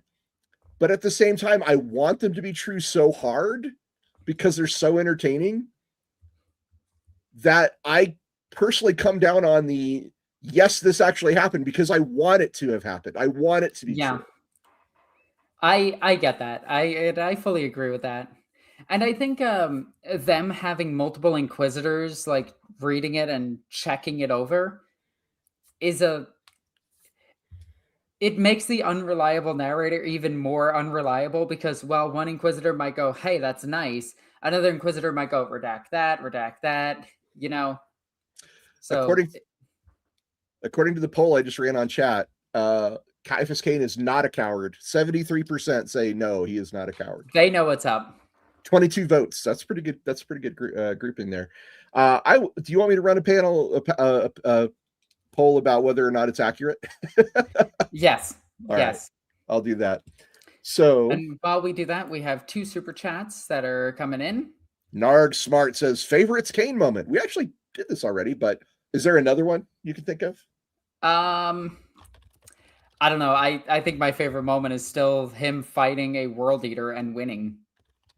Like a World Eater, a chain axe wielding psychopath super soldier, and Cain beating in combat after it was shot with a meltagun. My favorite Ciaphas Cain moment is actually him leaping through the Necron portal and ending up on the Necron ship just as the Space Marines show up, and he's like, "Oh hi, you're I guess you're my ride." He ends up making really good friends with the Reclaimers' chief apothecary, and receives a special bolt pistol, or not bolt pistol, a special las pistol from him. Yep, like, and then he never uses. He never uses it, but he does get a really nice las pistol from that guy. There is another moment that I really like. Cain has been shown to be an expert marksman, and this is something that is pointed out in one of the books itself, where he can fire his las pistol much further than it's supposed to be able to fire reliably. So he shot a Necron in the face really far away. And like his crazy accuracy with a las pistol is actually like really, really good. Like he's a really good marksman. He is a pinpoint marksman with a las pistol. And it's remarked upon numerous times that he does fire it outside of its normal range. So if he had tabletop rules, his gun should have a longer range, which would you like to bring those up? I can bring them up very quickly once we get through the next question. All right. Okay, fair enough. So, and don't ever worry about asking the same question twice. It just means we'll give 2 different answers. So if we answer it already and we're just like, oh, this is our favorite moment, you just get us to think of another favorite moment. Like, there is nothing wrong with that. We love this. It also shows that you're supporting the chat and everything, and we truly appreciate it. Our primary weapon is fear. Vire7, thank you very much for supporting us, sir. You guys are awesome. Thank you. You're awesome. All of you are awesome. Unrelated questions. Unrelated questions. I'm going to read The Eye of Medusa and saw that it was supposed to be a trilogy, and we only got 2 parts of it. What are the odds that Black Library will finish it? I'd say pretty good. Black Library, I don't believe, has ever left a trilogy unfinished. I mean, there is the one big one that we're still waiting on. Which is with the King in Yellow. Oh, right. But that's, I have faith that that's going to happen. Yes. Like I've never once thought we would not get the last Bequin book. So the Eye of Medusa, if it's meant to be a trilogy, if it is specifically meant to be a trilogy, I think the odds are very, very high that they will eventually finish it. Yeah. So I went ahead and wrote up something quick for what I believe Ciaphas Cain's tabletop rules would be, the way that I would run them. Okay. So I'm going to go ahead and add this to the stage really quickly. Woo! Look at that. That is beautiful. Ignore the 5,000 tabs I have open. This is because if you guys post miniatures in the Lorebeards Discord that you want us to talk about at the end of the episode, I tend to grab them up, and this is also a book I'm writing. So yeah. So we got Ciaphas Cain, hero of the Imperium, and Cain-Jurgen. They do come as a unit of 2 that can join a unit. We do have several characters that can do this already. Colgar has a unit of 3 models that can join. Celestine has 3 models that can join.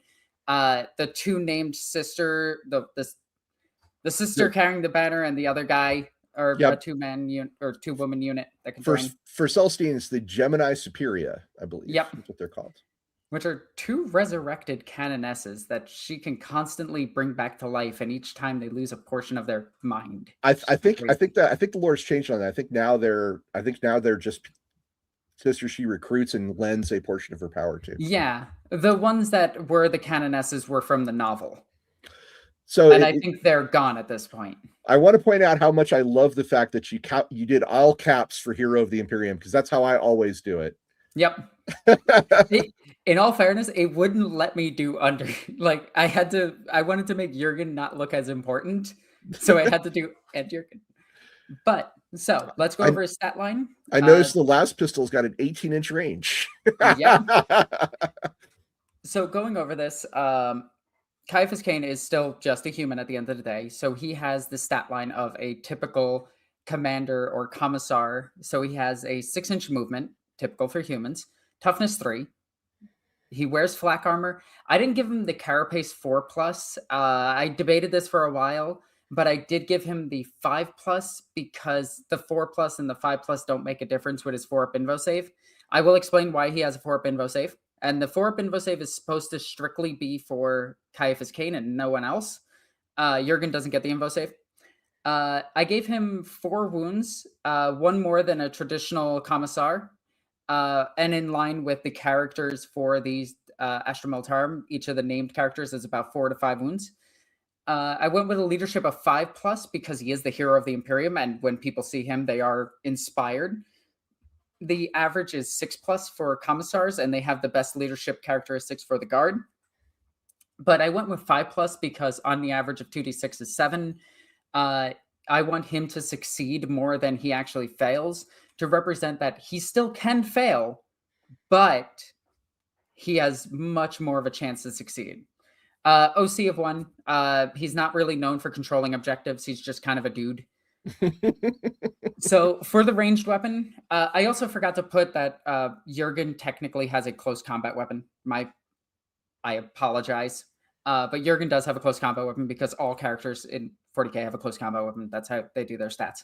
But I gave him a reliable las pistol, and knowing Ciaphas Cain, it's an 18-inch range instead of a 12-inch range.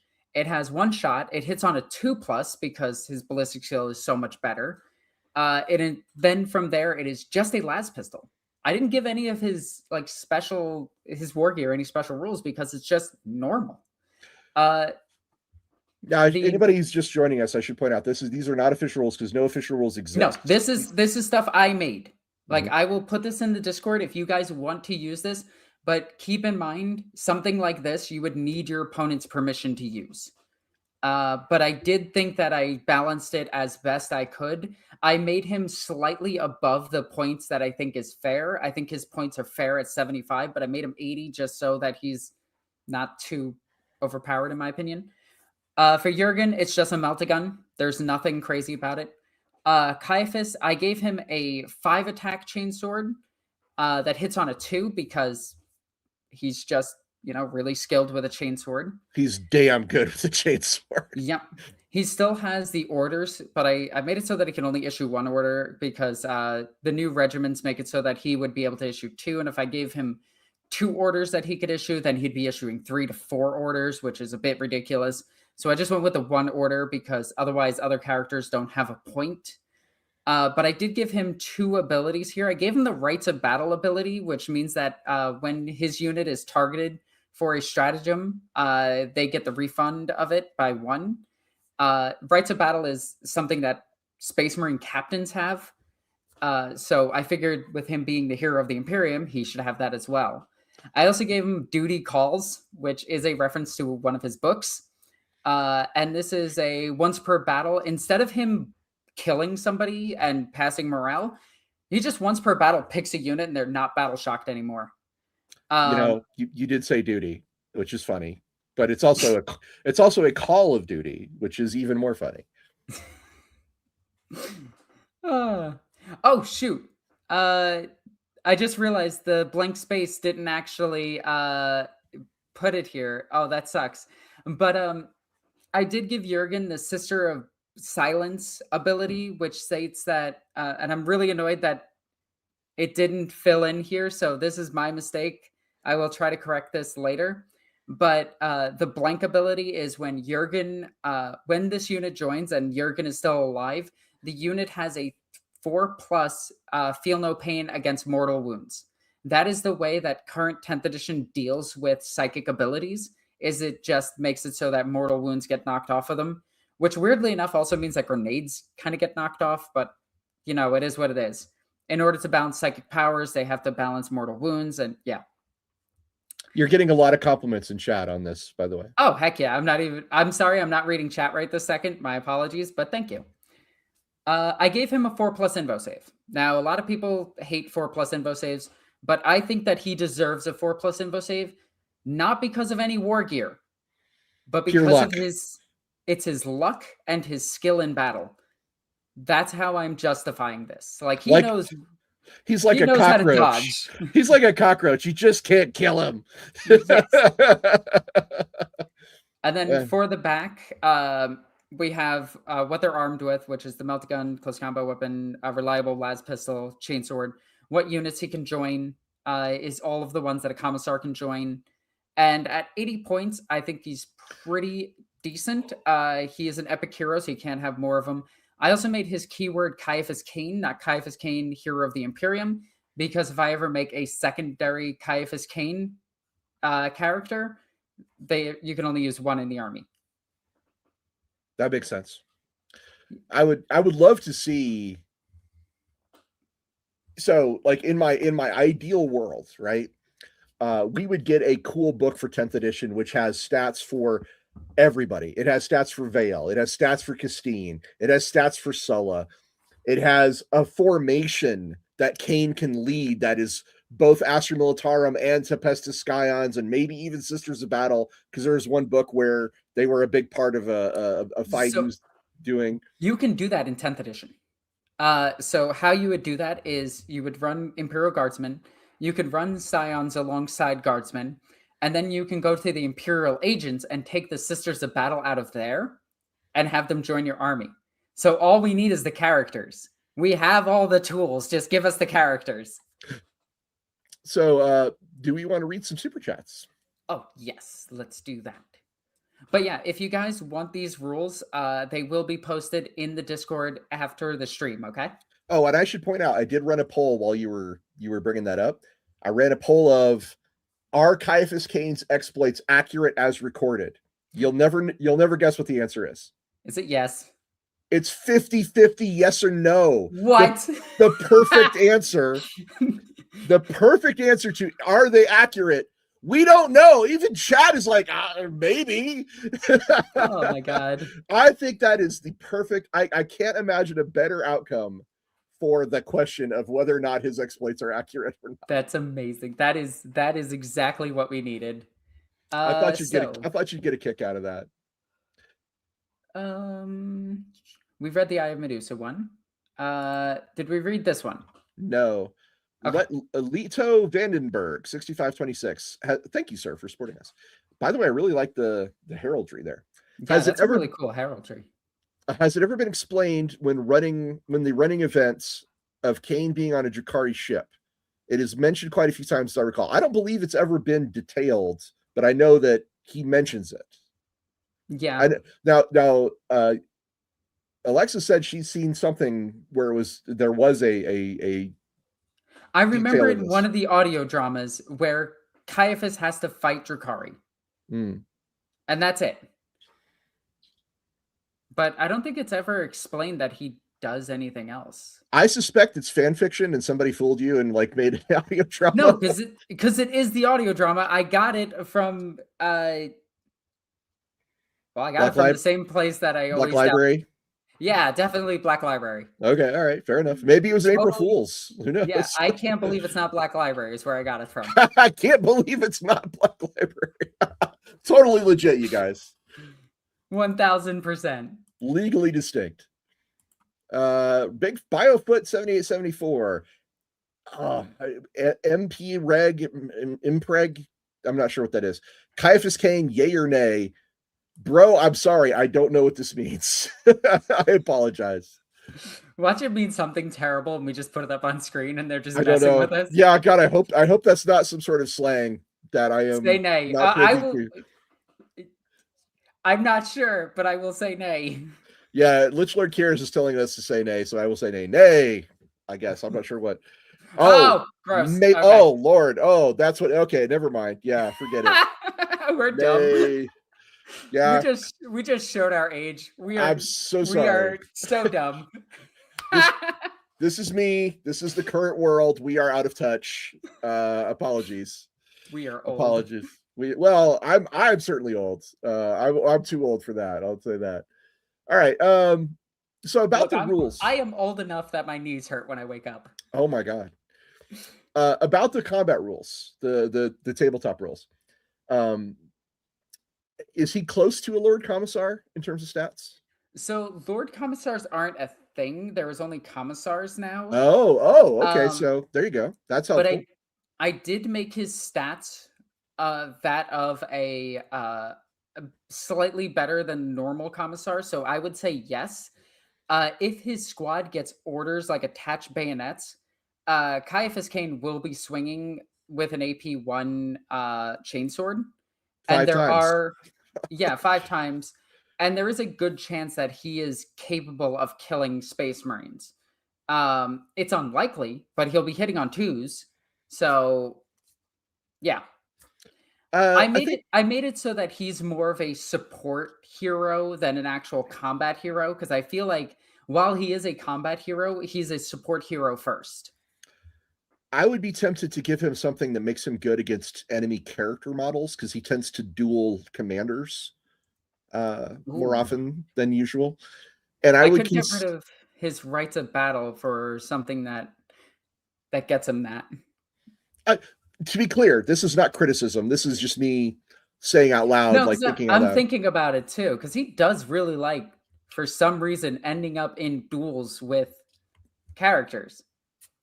Like, he never fights a grand battle. He fights 1v1s. Like, he literally runs the gauntlet. So he also has a long list of contacts, with the Inquisition, with Lord Generals. He runs in high circles. So that would be I don't know how you'd make that rule. It might be something to do with the formation. That would be interesting.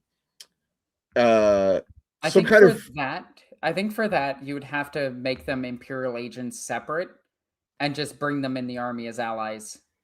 Quite possibly. Or what I could do is I was thinking about this too of making his squad like an actual squad, kind of similar to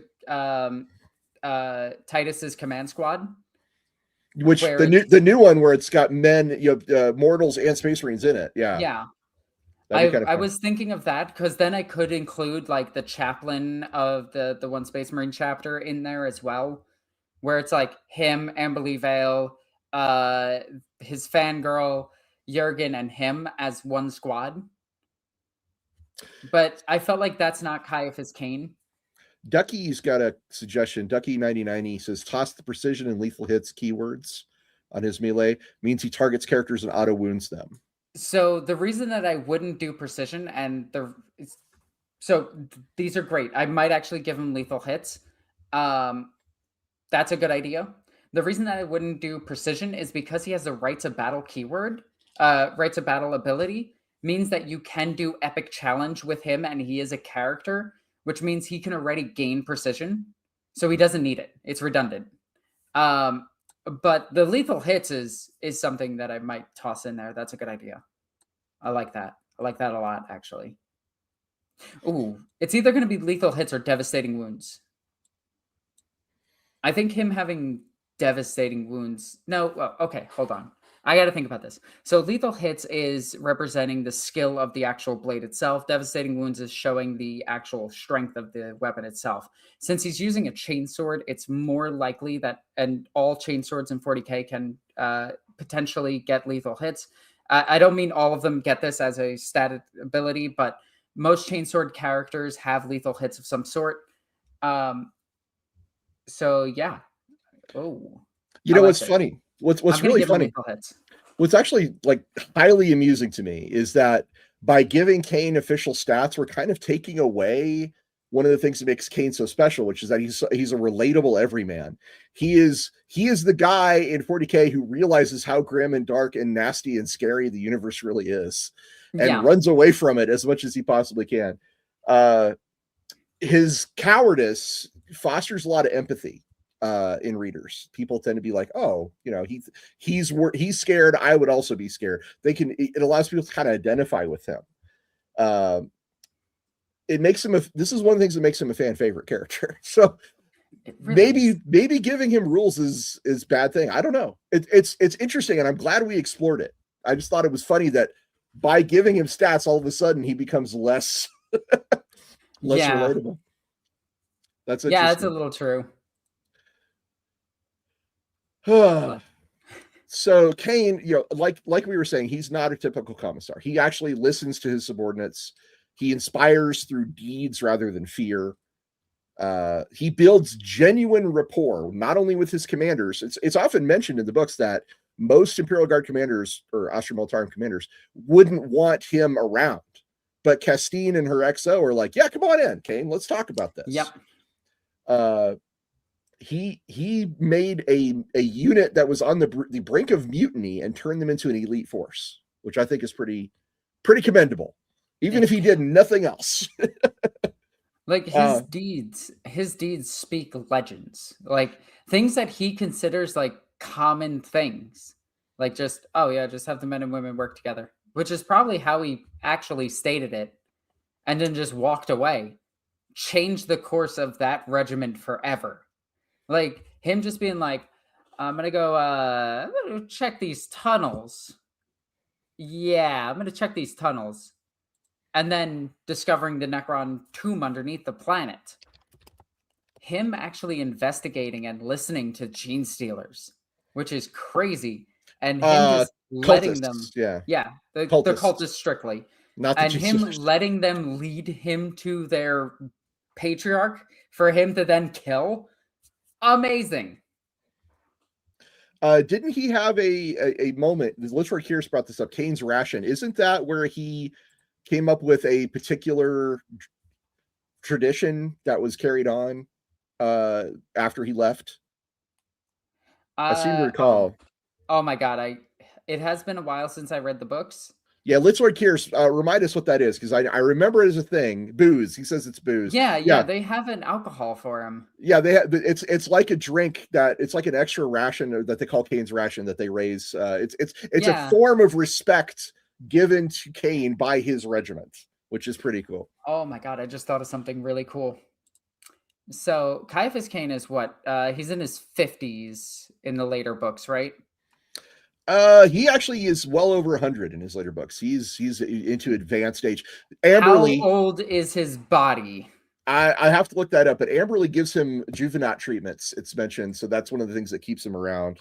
Yeah, it's the same with like old man Yarick. He was over 100 and got rejuvenat. He was recalled to duty over he was over 200 years when he was recalled to duty for the 13th Black Crusade. Yep. So he's still active then. Yeah, by the 13th Black Crusade, he's over 200 years old. That's what. God damn. Yeah, he's an old dude. But again, unreliable narrator, warp shenanigans, juvenat treatments. Physically, how old is he? Maybe I want to say he's over 200. I want to say he's like physically 50. Jake Wu says, "Is it the Tana tea that makes him so young?" Yes, it is. It's according to Amberly, it's a very much an acquired taste, and most people think it tastes terrible. But Cain loves it. If we could, I would like to take this opportunity. Oh, go ahead. I did want to just mention this really quickly. So with Yarick gone in the lore, although there was that random tidbit of Yarick stuff where they hinted that he might come back. But if Yarick doesn't come back, a good leader to replace him would be Ciaphas Cain. I was going to talk about some obscure details from Cain's books. All right. First of all, no one knows where Cain was born. He often will say he grew up on a hive world. He never says which one it is. Inquisitor Amberly Vail couldn't figure it out. Yeah. And she's constantly like, I'm not sure this is actually true, but it's what he says consistently, that he grew up on a hive world. And she's like, I don't know which one it was. Gives him an ability to visualize where he is in a three-dimensional environment. He's often the guy who leads people through space hulks or caves, any kind of maze-like environment he's very good at, because according to him, he grew up on a hive world. Yeah, but I always loved the idea that he was actually like almost an Orlok type character originally. I mean, it would explain a lot if he was like a ganger down in the Underhive, right? Like it would. Yeah. It's also a mystery who his parents were. He was an orphan in the Schola Progenium. He told a Kroot that his parents were deserters. Yeah, it's weird how much he talks to Kroot. Yeah, he talks. There's a Kroot character he speaks with at length. But if his parents were deserters, that doesn't match up with like how people get into the Scala usually. Though again, it's unreliable paperwork. Unreliable. Or he's lying to the Kroot. There's all kinds of weird stuff that it could be. We're not sure. But the details he gives never align with the records. That's the thing we need to always point out about Cain. Everything he says might be true, but they never match up with the records. Oh, here's a good question. Do we think Cain will? I want to talk about this. There is supposedly an upcoming book, and it would be awesome. I would love to see that. To have Cain be in the same room. Lishroy Kears asks, do you think Cain will ever be in the same room as Gilliman? I really hope so. Okay, so I could see Cain spending an entire book trying to avoid Gilliman. All right, like he knows that Gilliman wants a meeting, and he's been trying to avoid him. And while he's avoiding him, he's like leading Gilliman to different war zones that need to actually be like taken. Accidentally enhancing the crusade. Yeah, that would be great. And Gilliman's just like, my gods, this is the greatest general that ever existed. He's so good. Yeah, that would be hilarious. I would love to see that. He's on par with Sulla Macarius. He must be amazing. I can't wait to meet him. Goes to another war zone and he's just like, my Starblade fleets need to go here next. Oh, and he discovered another Necron Tomb world. How does Another he keep doing this? another fun obscure detail about Cain is that he was buried with full honors on a planet called Adria, but he remains on the 597th Regiment's active roster due to standing orders accounting for the times he's declared dead. Cain has been declared dead numerous times. His ship was shot down over Perlia, and he spent months creating a resistance against the invading Orc Wa, which then was kicked off the world thanks to his efforts, just as one example. He also fought and killed that war boss in combat. And he fought alongside some Talarns, commanded by one of his old Scala buddies. That didn't go well for the other commissar. But the Talarns, because they are very pious, they believe there is a small Talarn sect that worships Ciaphas Cain as a prophet of the Emperor's will. Yeah. Yep. Which I love. And also, continue. I'll save this little tangent. Okay. Lastly, he encountered a device called the Shadow Light, which is a very strange, possibly Necron, in fact, probably Necron device that is supposed to amplify the powers of a Psyker. Oh, gee, I wonder if it's Blackstone. Do you think it's Blackstone? It's probably Blackstone. Well, it was on Perlia when the Orcs attacked, and he had to go back to Perlia to save it from chaos, from the Chaos Space Marines.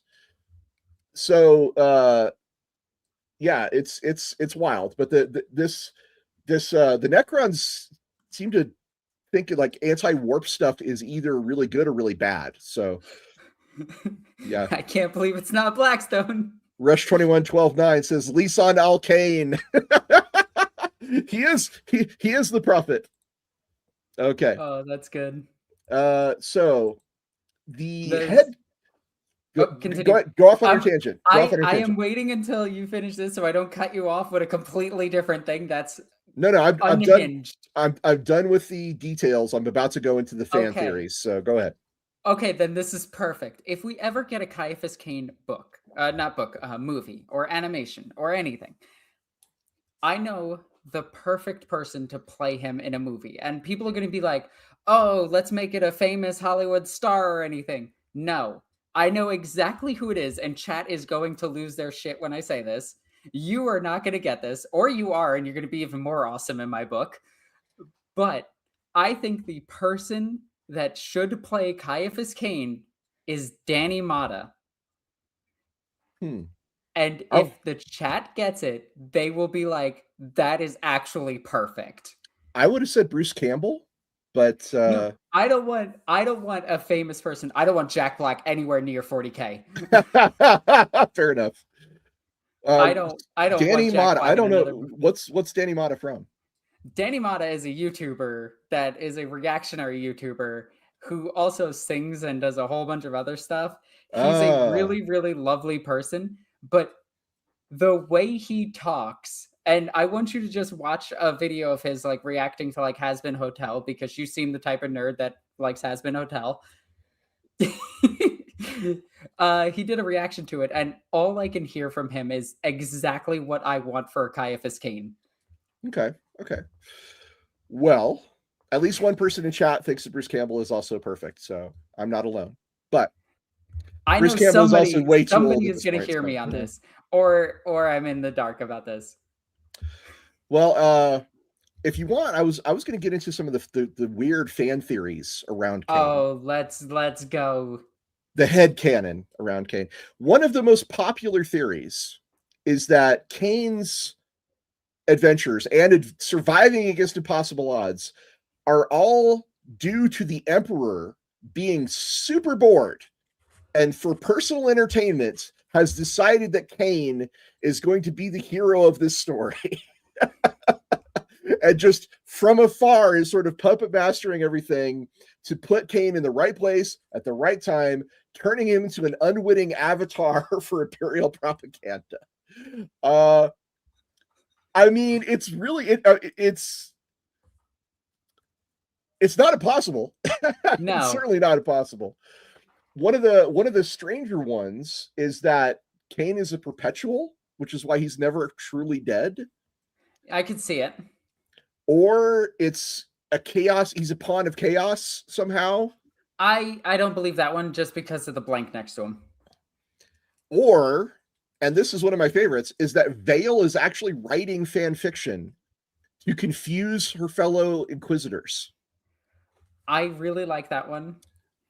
I also like that Ciaphas Cain is something akin to like Celestine, where the Emperor is divining his like fate so that it has to happen, where he is this great hero because he has to be. That is my personal headcanon for it. So here's the weirdest. Miracles keep happening around him whether he likes it or not.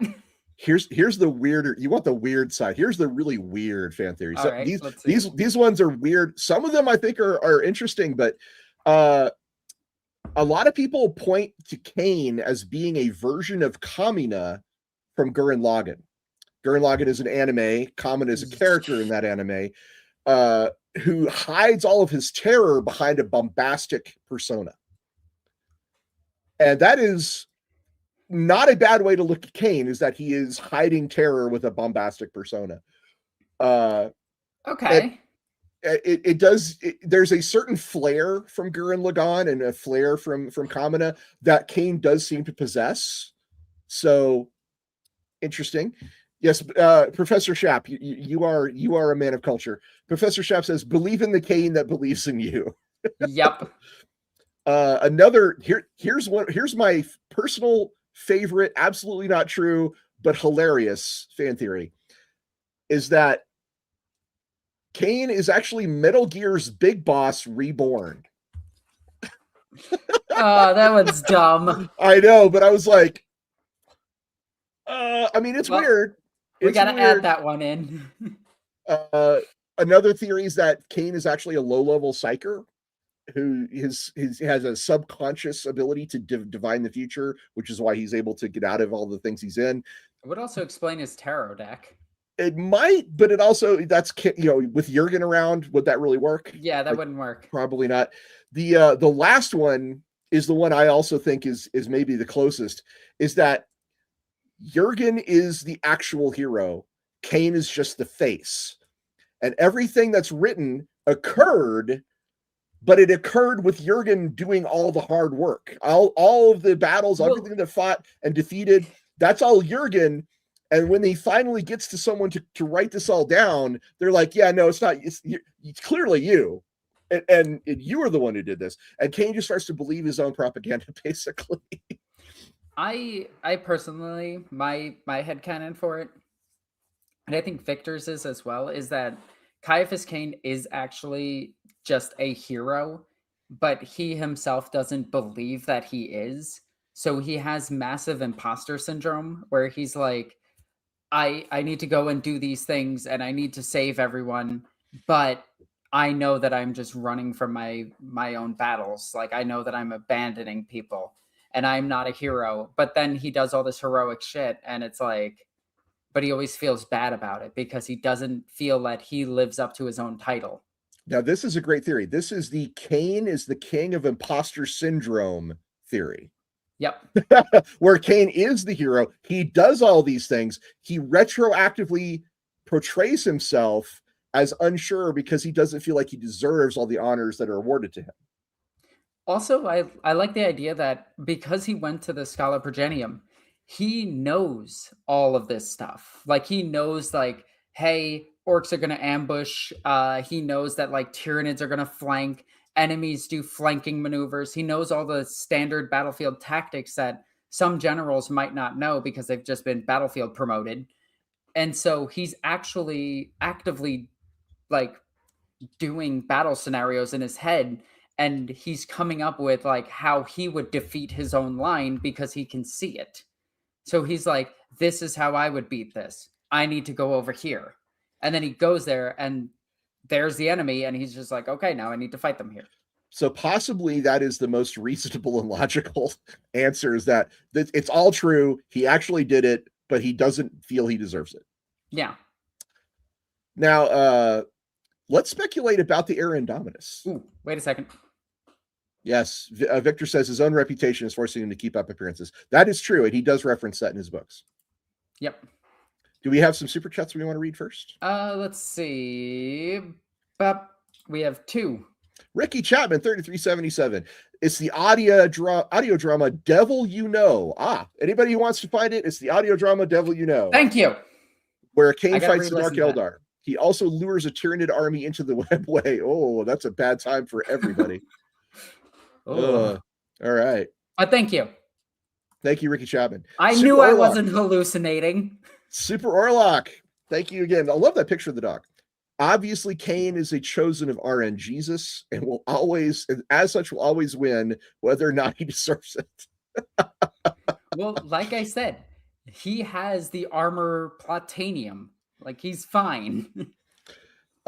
Jaunty Scarecrow says, I've always heard of him as 50% Flashman, 50% Blackadder. That's a good way to think about it. Yep. That is largely accurate. Now, I would like to speculate about the Era Indominus. Ooh. Because I feel so. I have come up with three possible, like, this is what happens to Cain in the Era Indominus. Okay. The first one is possibly the most boring, but also possibly the most Cain, and that's he just like shows up randomly in the middle of some big event with Jurgen, not intending to be there, trying to get away, and the ship ends up going right to where he needs to be a big part of everything that's happening. Okay, I like that one. That's the first. Like, he just more Cain and Jurgen shenanigans in the Era Indominus. The second one, the one I think is possibly more likely, is that Cain's legendary status attracts the attention of Guilliman. Yeah. And Guilliman, like you said, Guilliman is going, why isn't this man a general?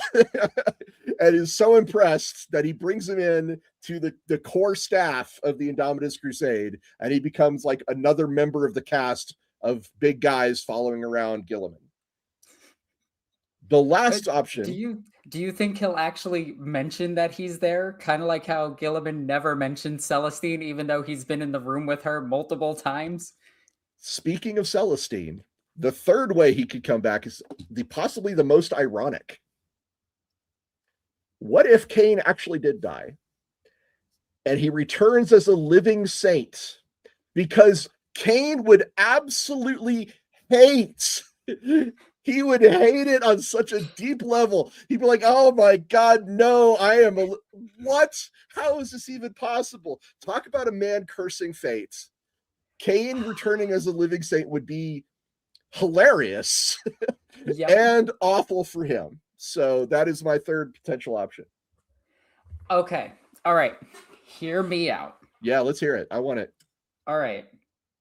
So Yarick is dead, right? As far as we know. As far as we know, he is dead. In the current lore, it sucks, whatever.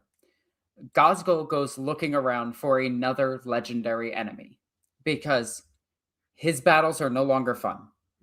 He's taking planets, and he's just like, this isn't fun anymore. He catches wind of Commissar Cain, and he's like, well, it has Commissar in his name. That must mean in Gothic, superhero man. I see where this is going. All right, let me go fight him.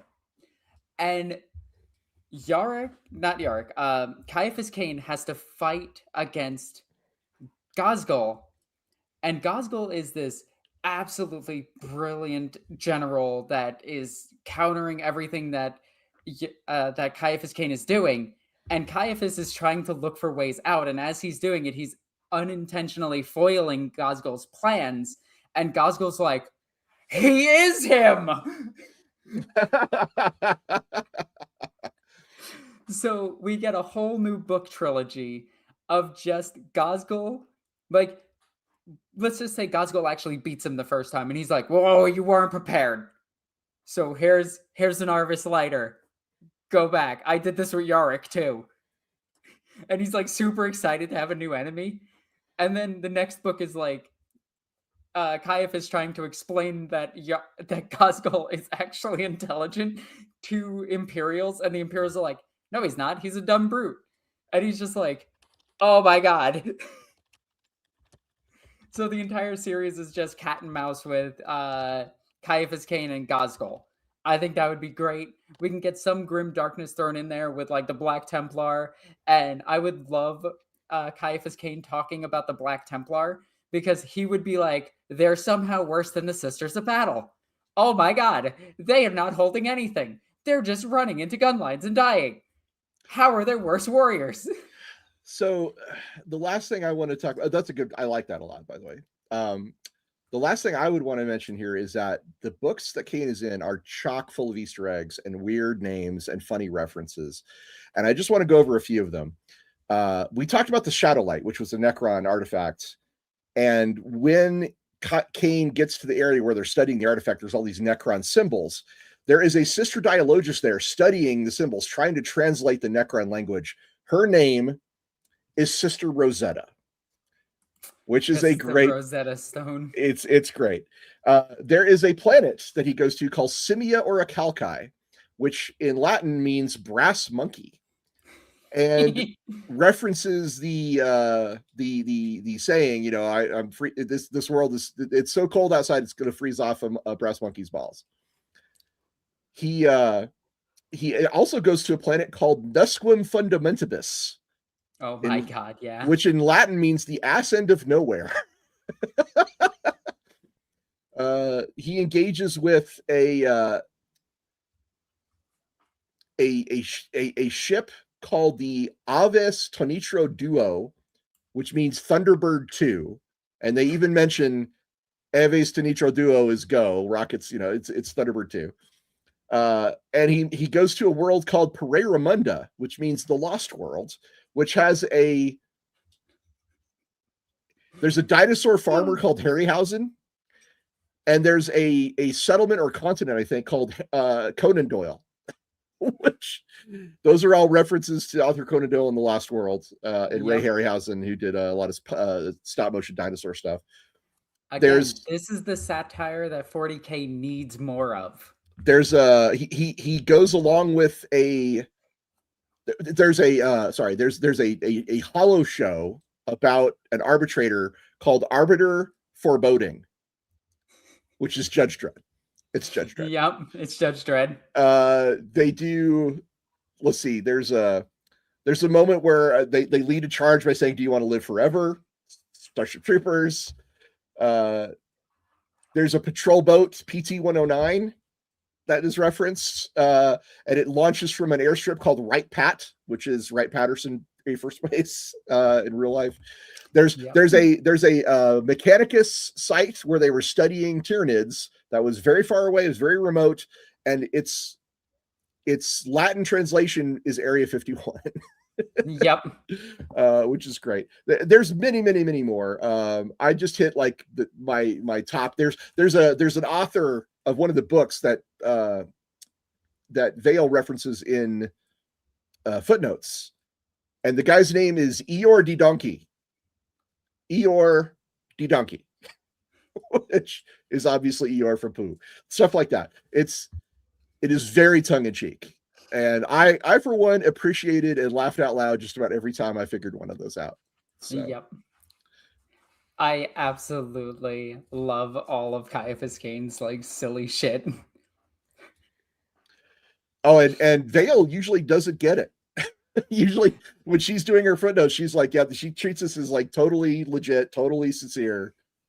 And again, the books themselves that Ciaphas Cain is writing, his memoirs, which are scattered and all over the place and often not in the correct order. Right, out of chronological order, yeah. It is very implied that Ciaphas Cain has ADHD.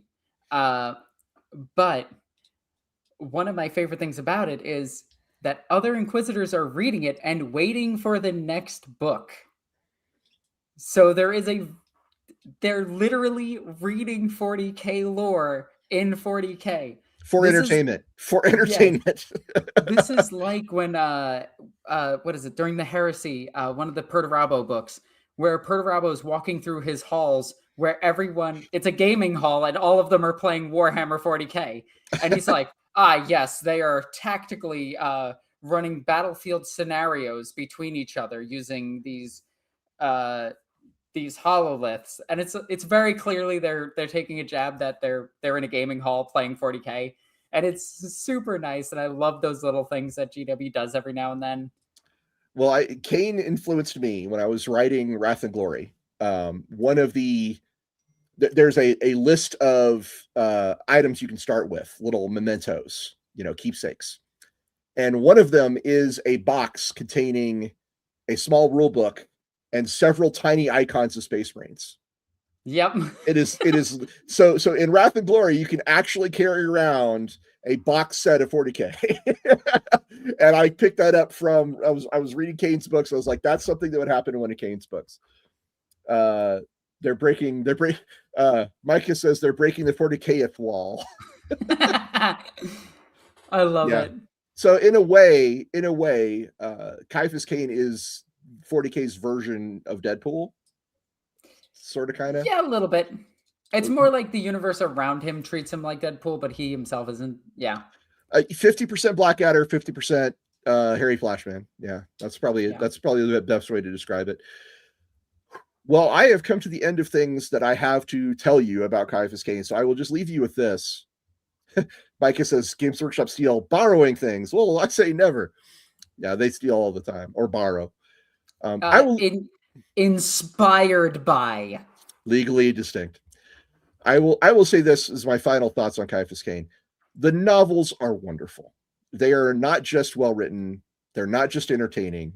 They're actually really exciting and cool and shed light on parts of the setting we don't get to see very often, like Necron Pariahs. He has some really interesting and engaging encounters with the Kroot, with the Tau. You get to see Genestealer cults up close, which is rare. And the relationships and characters and moments that occur in his books are well worth reading. So I will leave you with this. Cain is not only a great character, he's one of my favorite characters in Warhammer 40K, and I urge you to go check him out. I would go even further and say that if there is going to be a 40K movie, it should be Ciaphas Cain. I don't know. That's tough. It captures the setting perfectly. Oh, I don't know. It's tough. That's tough because the tone is so different than Grimdark standard 40K. Yes, and I know that GW is just going to do, here's a big scary space marine, and they're not going to have a helmet on because it's going to be Henry Cavill, and here he is doing his thing, and I'm like, I want either the first 40K movie to actual real movie, live action, to be either Nathaniel Garrow going through the heresy, Captain Titus going through Captain Titus stuff, Eisenhorn, because let's be real, or Ciaphas Cain. Those are the stories that I think they have to pick from. Well, Cain is, as we pointed out earlier, very relatable and very charismatic and he's a fan favorite for a reason. And honestly, I think they could do all of these. So Vorn here has a very interesting point. Mr. Vorn says, in order for Cain's satire to shine through, the 40K setting needs to breach into the mainstream consciousness first. I think he's not wrong. Okay, I will go out on a limb and say 40K has breached the mainstream at this point. I know a lot of people will disagree with me on this, but I do hands down believe that 40K has breached the mainstream. Everyone knows what Warhammer is. They don't know a lot about it, but if you are a nerd of any type at all, you know about Warhammer at this point. It is on par with, I would say it's on par with Star Wars at this point. Not in terms of super popularity, but in terms of being known by the general public. Of nerds. Face Octopus has a good point here too. Face Octopus says movies are third-person POV. Does Ciaphas Cain work if we're not in his head? I think you can actually do a story with him narrating. I think narration would be necessary for Cain. Yeah. Deeply necessary. Well, would we like to go ahead? let's take a look at some miniatures. Let's That's take a where look at some super chats. That's exactly where I was going. I was going to ask you if you wanted to look at some miniatures. But first, we have a super chat, and if you guys Okay. want to support the stream, you can use super chat. It really goes to help us out. We get to get together and bring you as much content as we can. Super chats are the best way to keep the show going, frankly. Right, like Alexis, would you agree with that? Yeah. It also helps me, repair a shield, because that shield suffered a Danax hit. We are deeply grateful to everybody who engages with us on our show, and the super chats are fantastic because they literally help keep the lights on. Hound of Ill Omen, thank you, sir. My favorite fan theory: Cain has a shred of the Emperor's soul haunting him. It happens to be the one with a sense of humor, or he's just the dudeliest dude in an anti-dude universe. But due to the size of his dudeness, he survives. I love that sentence so hard right now. I still have the headcanon that a shard of the Emperor, which is just is with Ciaphas Cain. So I agree with this. I do think it's the heroicism of the Emperor that's with him. So he has the dude power. He is the dudeliest dude in an anti-dude universe. In the grim darkness of the far future, he's the one that's remembered. There's only dudes. There is only dude. Great comment, Hound of Ill Omen. Thank you for sharing that. The dude shard. The dude shard, indeed. Let's look at some minis. In case you're not familiar, we like to show off some of the minis from the community at the end of our shows. If you would like us to look at one of your minis and talk about it, judge it, because we're a little judgy, I think it's fair to say. But we'd like to tell you like what's good and where you can improve. And if you want to be a part of that, go to our Discord, the Lorebeards Discord. Go to the Lorebeards 40K forum, I think, right? That's what it's called. Yes, it's under the forums. It's under mini paint. Yeah, and there's a mini paint thread that you will post your models there, and then we'll pick them up to talk about them on our shows. Yeah. So I want to start this off with some miniatures that I painted as part of a commission. This is a tabletop standard commission. That looks damn good. I had a lot of fun with this because these are Blood Ravens coming up. So oh wow. I wanted to get the chips in his armor and everything, and even on his teeth, get these chips so you can actually see like the damage on his armor, so it's not pristine. These were work in progress pictures, like the shield isn't finished, the Crozius Arcanum isn't finished. But I wanted to show off like the face, and I was really happy with that. There's one more thing that's not finished. Well, the base. Don't worry, they all got finished. And I need to actually go get some more sand soon because I'm running low. I had to say it because you knew I was gonna. Oh yeah. Oh wow, Gabriel Angelos. It looks like him. Yeah. But look at how unhappy he is. Or is that Avatress? The one from Dawn I 2? did base it on one of the pictures of the character in Terminator armor, but it is just an ancient. So it isn't a named character, unfortunately. But okay, I did want to show this off. I did fix this on below, and yeah. So my first question to you is, what undercoat did you use for the red? So the first coat of this is a black, then a really, really, really dark Mephiston red. And then that got oiled down all the way down to a ridiculously dark. And then I dry brushed it all the way up to a brighter color. It is dry brushed up to an orange. I will note that you've got the bone color on the shoulder pads almost exactly perfect. It looks I was really good. It looks amazing. What did you use for that color? You're never going to believe this, but it's called bone. Bone white, yeah. I figured. It's just the bone white color from Army Painter. It came out really well. I do want to get through a couple of my miniatures before we get to the actual, like, our community miniatures. I just wanted to show some of these because at first we didn't have that many. They look really good. Really, really good. Oh, look at that banner. Oh, my God. Damn. That's a nice banner. I had fun with the banner. Yeah. I did have a lot of fun with the banner. Looks good. And again, I consider this just my tabletop standard. Oh, look at this Terminator. This is a Terminator captain with a power fist and a combi weapon. I give him a combi plasma because combi plasmas are cool and not utilized too much. And then, yeah, I really like the look of them. Originally, they didn't have a helmet, which I thought was weird. And I like painting faces. You've seen that.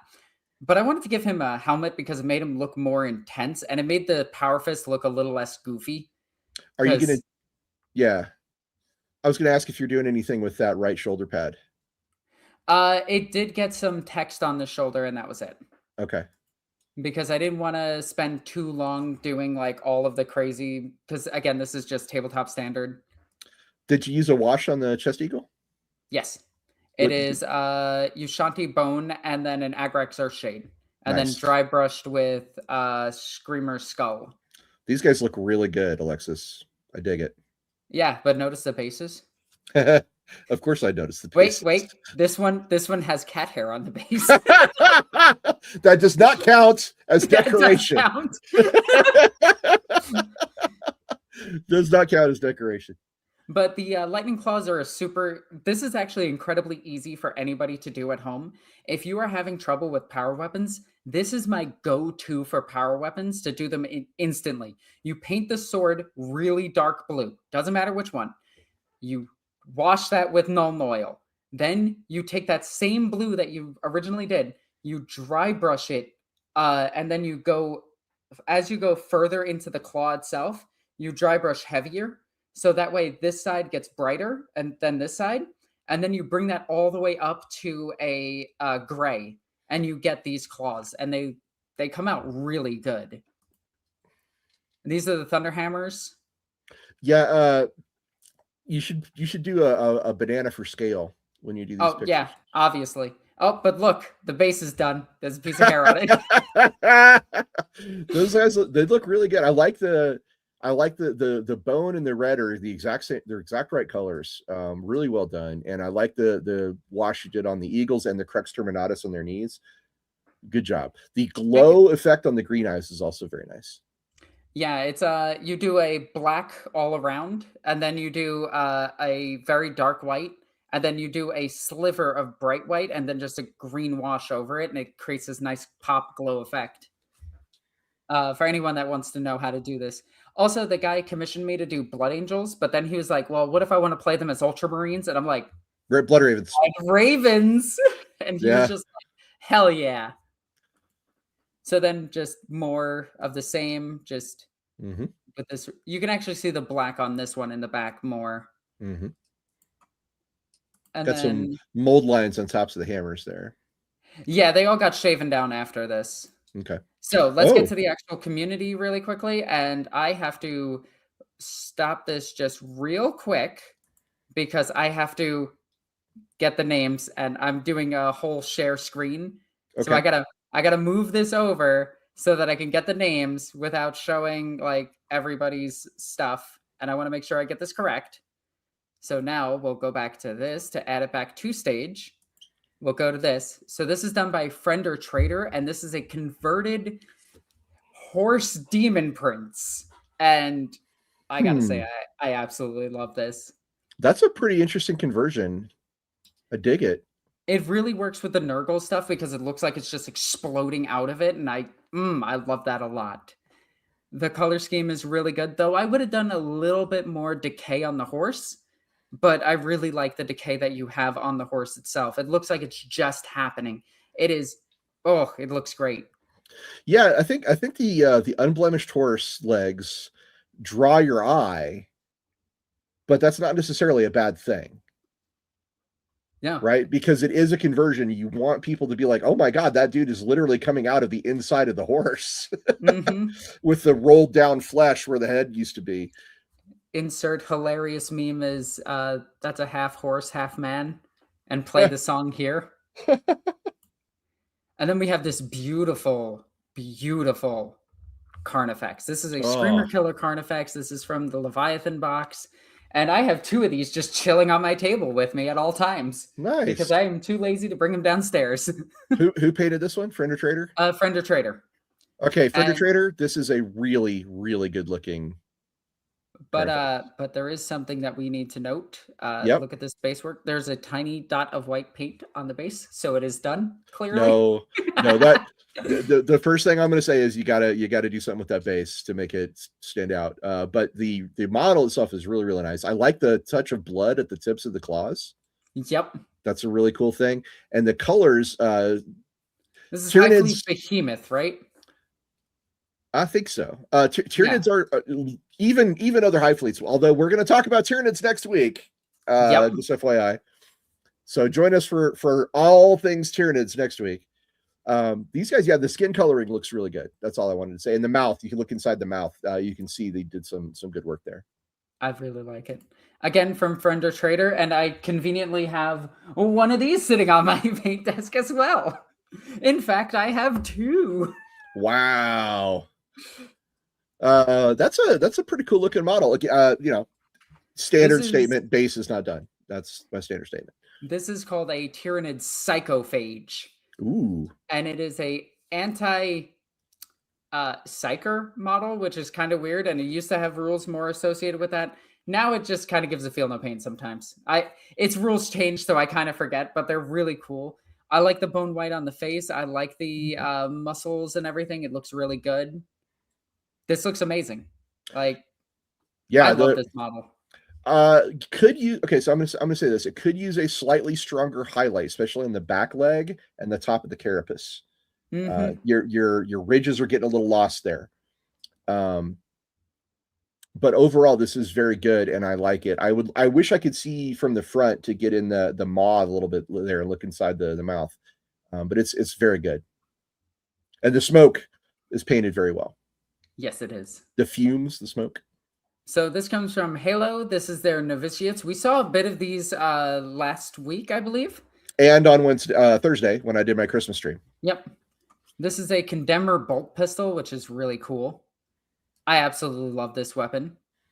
And then this is the novitiate box, obviously. I forget what this weapon was called, but it's basically a mace. This model looks really good, and they have like a couple of different poses for it. We get to see the back. And this is them in their unpowered armor. So I really like it. It's nice. Okay, I will say this is what a finished base looks like. For anybody who hears me always complaining about bases, that is a finished, complete base. And it's cool because the lighter color of it really makes the black pop a little bit more, which is what's great about it. And it's a black metal inspired, which is awesome. And then we have... Look at that, the face, the heavy eyeliner on the face. That's black metal. Yep, that's so good. Nicely done. So next up, we have a Space Marine. This is also done by Halo. This is a Brazen Claws, just experimenting with painting schemes, they said, and they have a few different Space Marines. This one, for no reason, reminds me of Optimus Prime. So the Brazen Claws are one of the ones that have what they call a quartered livery, where each quarter of the model is a different. So you have like the red on the top left and the bottom right. You have the blue on the top right and the bottom left. That's difficult to do. This is a little bit of a flex. This is cool. So good job. I appreciate the flex. I do like the highlight along the blue and red in the center. I agree. That's cool. And a really good job on the eagle with the chest eagle. Sorry, the chest. Yeah, chest. I'll call it a chest eagle. It's not really an eagle, but the winged skull in the chest is done very well with the highlights there, and the what am I looking for? Wash. That right shoulder pad though is messy. That is a very messy white shoulder pad. There's a bit of dust on it, but it is what it is. No, I mean I'm talking about the brush strokes on the. Oh white. yeah. So white is such a tough color, and a lot of people they always white is a very thick pigment, and there's a certain amount of water to paint that you have to use, or if you use a paint thinner, there's a certain amount that you need to use that's perfect for it, and it is very difficult to do. But if you were going to paint a shoulder pad white, here's a trick for you. Get a white can of spray paint, spray it with that, and then you're done. Do it on the sprue would be my suggestion. Do it on the sprue. and then pull it off and then paint the rim. So that's maybe one way to go about that. Oh wow. Is this So also this is, Halo's Haunted? yes, this is a Death Damn. Guard inspired scheme. Nice. Okay, this is looking really sick. I really This appreciate this. almost looks like a Mantis Warrior. I was for half a second. I was like, oh, Right? Yeah, really cool. I dig it. And with Horan Blackheart back and the Badab War again back in like what's happening. I can't wait to talk about the Badab War. Yeah. It's so cool. I did not expect him to be coming back. I'm not gonna lie, I did not see his model coming at all. But with that and just seeing a Mantis Warrior, I absolutely love this. But there is one criticism I have here, and that is you clearly are doing the undercoat of the Space Marines armor in a silver, but you missed the arm. And that is something that that I do on occasion, and it bugs the crap out of me. It's easy to do. To be fair, this is a very easy thing to do to forget the tubing or hose or whatever you want to call it on the joints. Yep. But I absolutely do love this. Like this looks really good. I think it looks great. Now I want to paint up some Mantis Warriors, so thanks. Yeah, be proud of those models. This is another really good one. This is the Doom Eagles. Mm-hmm. And yeah, I do think you should have turned the head so that it's facing the way the pistol is aiming. That's something that always bugs me. And I will rip heads off of miniatures when I'm repainting them for somebody or painting them for the first time for somebody. I'll aim their head towards their primary weapon. I will say I don't hate it on this particular model, but you're right that is a very common way to do it. I will say he's got a drilled out barrel. Check that. It looks really nice. Yeah, I really like this. And this is where the silver underlining works. Yeah, well, yeah, in this particular case, yeah. So then we move on to, I believe, their last miniature for now. There's a few more, but there's a person in the middle. This is just Demonette. This kit desperately needs a redo. The Demonettes absolutely suck as miniatures. They are so difficult to keep their arms on.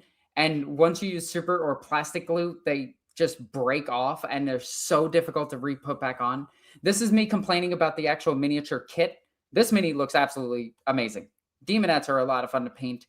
I tend to do mine in flesh tones because it makes them creepier, but I do love me some purple Demonettes. They look great. Yeah, I think this does look good. If it were me, I would do a different color on the loincloth, and I would definitely pick out the little raised areas on the corset. Mm-hmm. And I don't know what I would say about the colors, but I feel like the purple is just a little too light for me. I would want to see a slightly darker purple, but that's a nitpick at most. To be clear, it's a nitpick at most. This is good. And I want to point out, Lord Vorn has a statement here. It's very brave to subject your miniatures to this level of public scrutiny. It is. They look amazing. It takes balls to come out here and say, I am going to let people look at my minis and talk about my minis and judge my minis and critique my minis. So also, I love the space work. No matter what I say, really nice. No matter what any of us say about your model, it takes guts to do this. And I respect you for putting your mini out there, no matter what. Also, the amount of highlights on this Demonette is incredible. There's a lot going on there. All right. So next up, we have Wendigo, who's showing us some Lord of the Rings miniatures. Now, this isn't 40K, but it's still miniatures, and I'm still counting it because Lord of the Rings is one of the coolest games that GW has ever done. It's a really balanced game, which is crazy to think about, and it's an incredibly fun game that no one plays that I can find. That's what I was just about to say. Lord of the Rings battle game is the best miniature game that you've never played. Yep. This is a bad photo, so it's just showing the collection here. I think this is just a really cool picture, but we'll try to see some of the paint jobs. We do have base work, so that's good. We have an unfinished banner that looks like it has a planes chase symbol on it. I'm going to make a joke about that. I know it's the planes chase symbol is actually a nod to Lord of the Rings. But yeah, we can't really see too much here, unfortunately. So what I can see, I will talk about, but like the lighting kind of ruins it a little bit. So Wendigo, if you could repost these with a better image. I can't say anything of substantial value to you until we get a better image. These look like the new miniatures, and these are incredible. Like the new miniature range is so good for like TTRPGs also. That's War of the Rohirrim, I believe. Yep. Which was a very underrated movie. That movie was awesome. Agreed. I saw it twice. I liked it a lot. Yeah. I even got the two popcorn boxes for it. I gave the hammer to my friend for Christmas, and then I kept the Stein for another dice thing. Yeah. So moving on, we have a very sneaky boy. Look at that. That is that barrel. You got to drill out the barrel, buddy. This is Halo again? Yes, this is Halo again. Yeah, drill out the barrel, but it looks that's a solid paint job. Look at that boy. Look at that. That is, I'd be proud to have that on my table. Yeah, that looks incredible. This is for a Reaver for the kill team. I love this. It has several pictures for it. I think this is great. Like, if you could you flip around to the front one more time? Yes. So first, one of my criticisms is the pommel should probably not be this. It looks like it's the same color as the pouches, which yeah. I would not do it that way. I would choose a different color for the pommel, and flip him around again if you would to the back. Yep. So the sheath on the back there is looking, it's good, but it could be better. Especially that tip there. That's supposed to be metallic on the tip of the sheath. So technically is the top of the sheath, but it's fine. I don't really care about the top of the sheath. I mean, you could make it a leather round around it, which would be fine. But the bottom one is very clearly supposed to be metal. Yeah. And I think it's fine if they're going for like more of a camouflage scheme, which this looks like they're going for. To be clear, I'm nitpicking. This is a very nice model. Yeah, this is beautiful. I'm not sure if I have the shoulder pad. There was one with which shows the shoulder pad for. Nice. So this looks to be either Raven Guard stealth camo or a Raven Guard successor chapter, like the Raptors. Yeah, I like it. Yep, this looks great. Let's get back to where we were, so I can do these in order. Alpha Legion. These are still by Halo. This is the Flawless Blades, and this is done with Slap Chop. So this is a very simple scheme, but it works really well. Alpha Legion. No, it's not Alpha Legion. It's not Alpha Legion. The color scheme is the right color for Alpha Legion, but I'm wrong. Yeah. Although it's Alpha Legion, so it might actually be. You never know. But that's one of the cool things that you can do in current Heresy. Heresy 2nd or 3rd edition, you could do this in. The Alpha Legion can take any specialist unit from any army. So you could take these and run them as the Praetorian Blades, I think they're called in 40K or whatever they're called. But the Flawless Blades work really well for their miniature. Because if you're going to have a Slanesh army or a Khorne army, you might as well just get the 40K miniatures because they're way more corrupted and look, in my opinion, a little bit better. But I love the idea of painting up an Alpha Legion army that's just a catch-all for all 40K Chaos armies.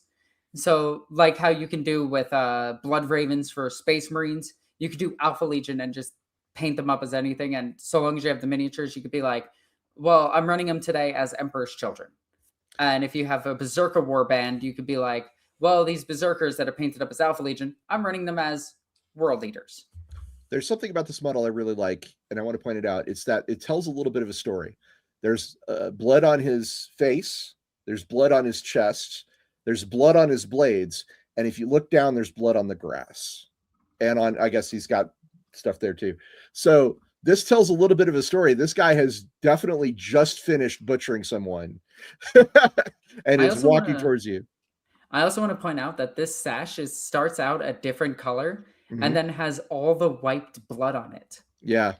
So the reason that you would wipe the blood off of your blades is because if you have blood on your blades while you're swinging at somebody, there is a chance that the wetness of the blood deflects your attack against skin. So a lot of times when you see samurai like doing this and then putting their sword away, they're actually wiping the blood off and then putting the sword back in the sheath, because blood rusts metal really quickly, but also so that their next strike can actually be a killing blow. So having a cloth hanging from you that you can wipe the blood off is really good. Now, these are power swords, so this might be further into the battle where the power source of the swords has just run out and now he's just bashing everything with them. And it is still, a 6.5 foot tall space gorilla with 2 blades. It's going to kill everything in its path. But I also love the vial on top there and everything. Yeah. Like, this is a great use of metallic paints, and painting a miniature metallic is very difficult. So seeing this is incredibly cool. And I love the metallic. It's difficult to make that look really good, but you managed it. Good job. Mm-hmm. This is a cyborg Ogren for our TTRPG game. This is from the Necromunda game. Okay. The miniature itself. And then they threw something on top of it for its head. This is done by Hellfryer. Sorry if I'm saying your names wrong, but I'm trying my best. Massively dyslexic, so give me a break. I like this a lot. I think it does need a little bit of null oil, but if you're gonna I would put a lot of null oil on this guy. Actually, hear me out on this. I would actually go with a very watered down Agrax or shade on this to give it that grungy look. Okay, agreed. Yeah. Do some stippling on the sides for like a dark brown so that you have a rust that's built up on an Ogren, because unless you have a handler for the Ogren, Ogrens are very aggressive creatures, well, humanoid creatures, but a handler would be able to clean them pretty easily. Yeah, you've got a lot of material in the metal parts that needs to be picked out. Unfortunately, those arms just kind of look unpainted from a distance. By the way, great base. Look at that. That's one of those pre-made bases I was talking about that has some texture on it you can paint. Yep, I love these. Yeah, so good job on picking a base with some textures and something to look at there. Also, look in the background. We have some Chaos Dwarves. Oh my god, we sure do. And some Black Templars sneaking back there. Yeah, and a Sentinel. I would like to see this model again. If you want to show it to us again, but definitely take a look at those metal bits on his chest, on his fists, and on his legs, and see if you can't find a way to make them stand out a little bit more. The wash would probably help just to start with, and then also different colors. So for the reds themselves, add a tiny touch of really bright orange, just a tiny poke of it, not a lot, just a tiny tap at where you want your light source. And it makes your reds pop like crazy. It is super nice. I love this miniature like a lot. I want this miniature really badly. It just sucks that it's so expensive for 2 Ogren, and they're the price of 3 Ogren. So I'm going to complain about that. And then we got one more, and this is from Lenny. And look at that power! Look at that power weapon effect. Wow. Yeah, this is good. Look at that. Those are eye-catching power weapon effects, my man. I would like stop in my tracks, like, wait a minute, what did I just see? And back up and take a closer look. Yeah, this is really nice. I love the power weapon effect. I think this looks incredible. Your reds could use a little bit of washing. Right here, you can see all of it. I think it's just the angle of the camera taking away a lot of the shine that you've done yourself, like with the highlighting. I think the shine of the camera actually took away a lot of the work you did.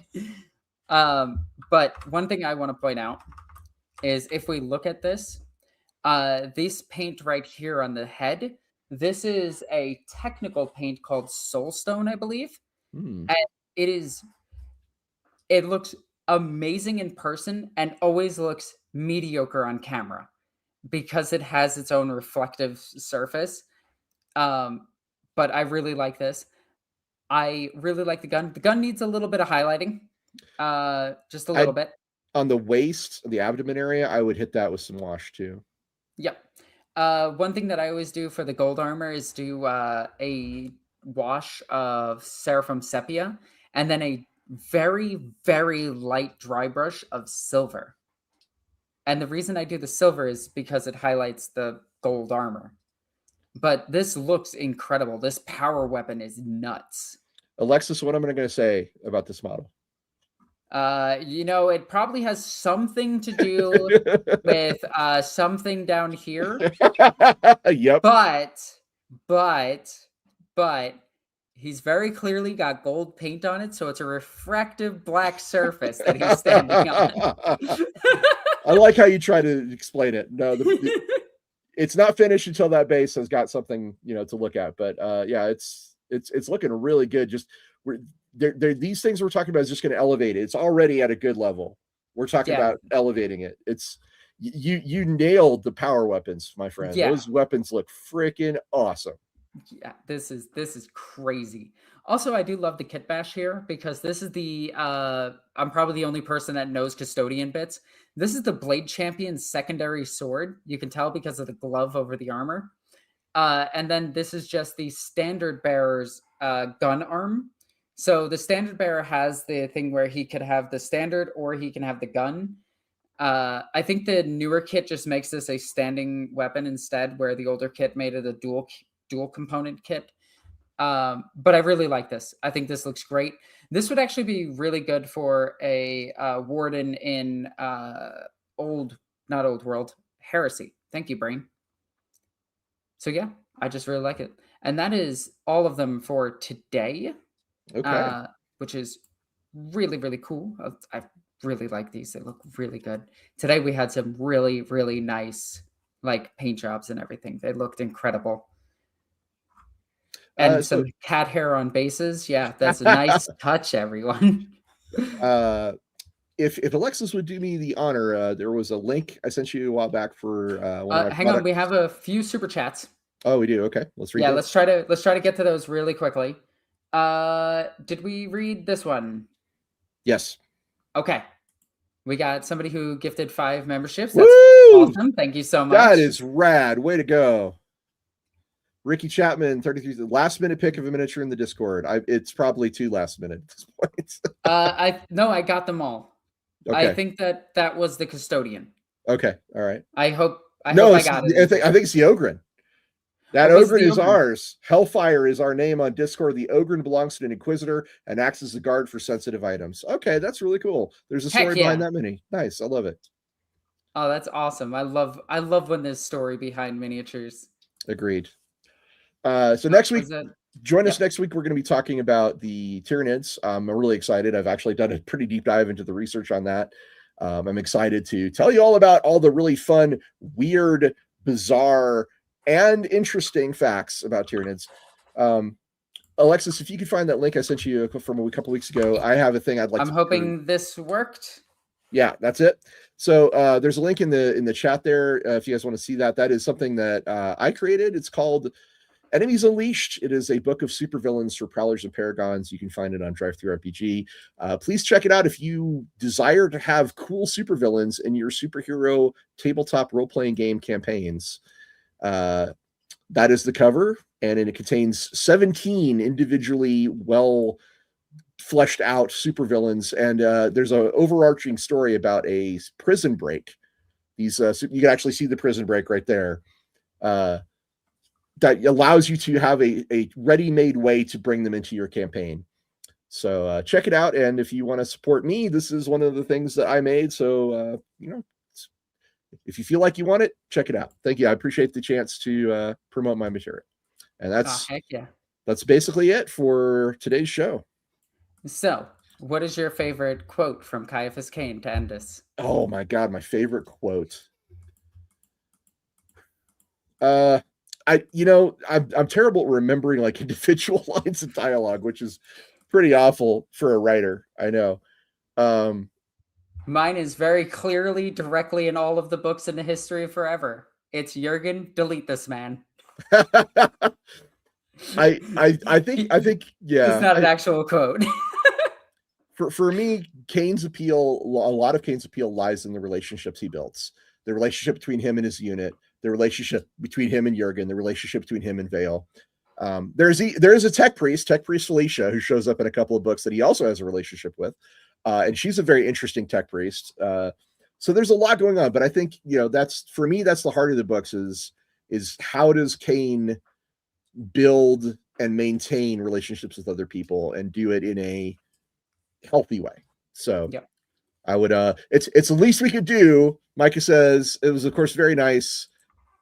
And this is the least we could do for the hero of the Imperium. All And just caps. remember, everyone, in the grim darkness of the far future, there is only lore. Have a good night, everyone. Yep. Take care. Have a great holiday season.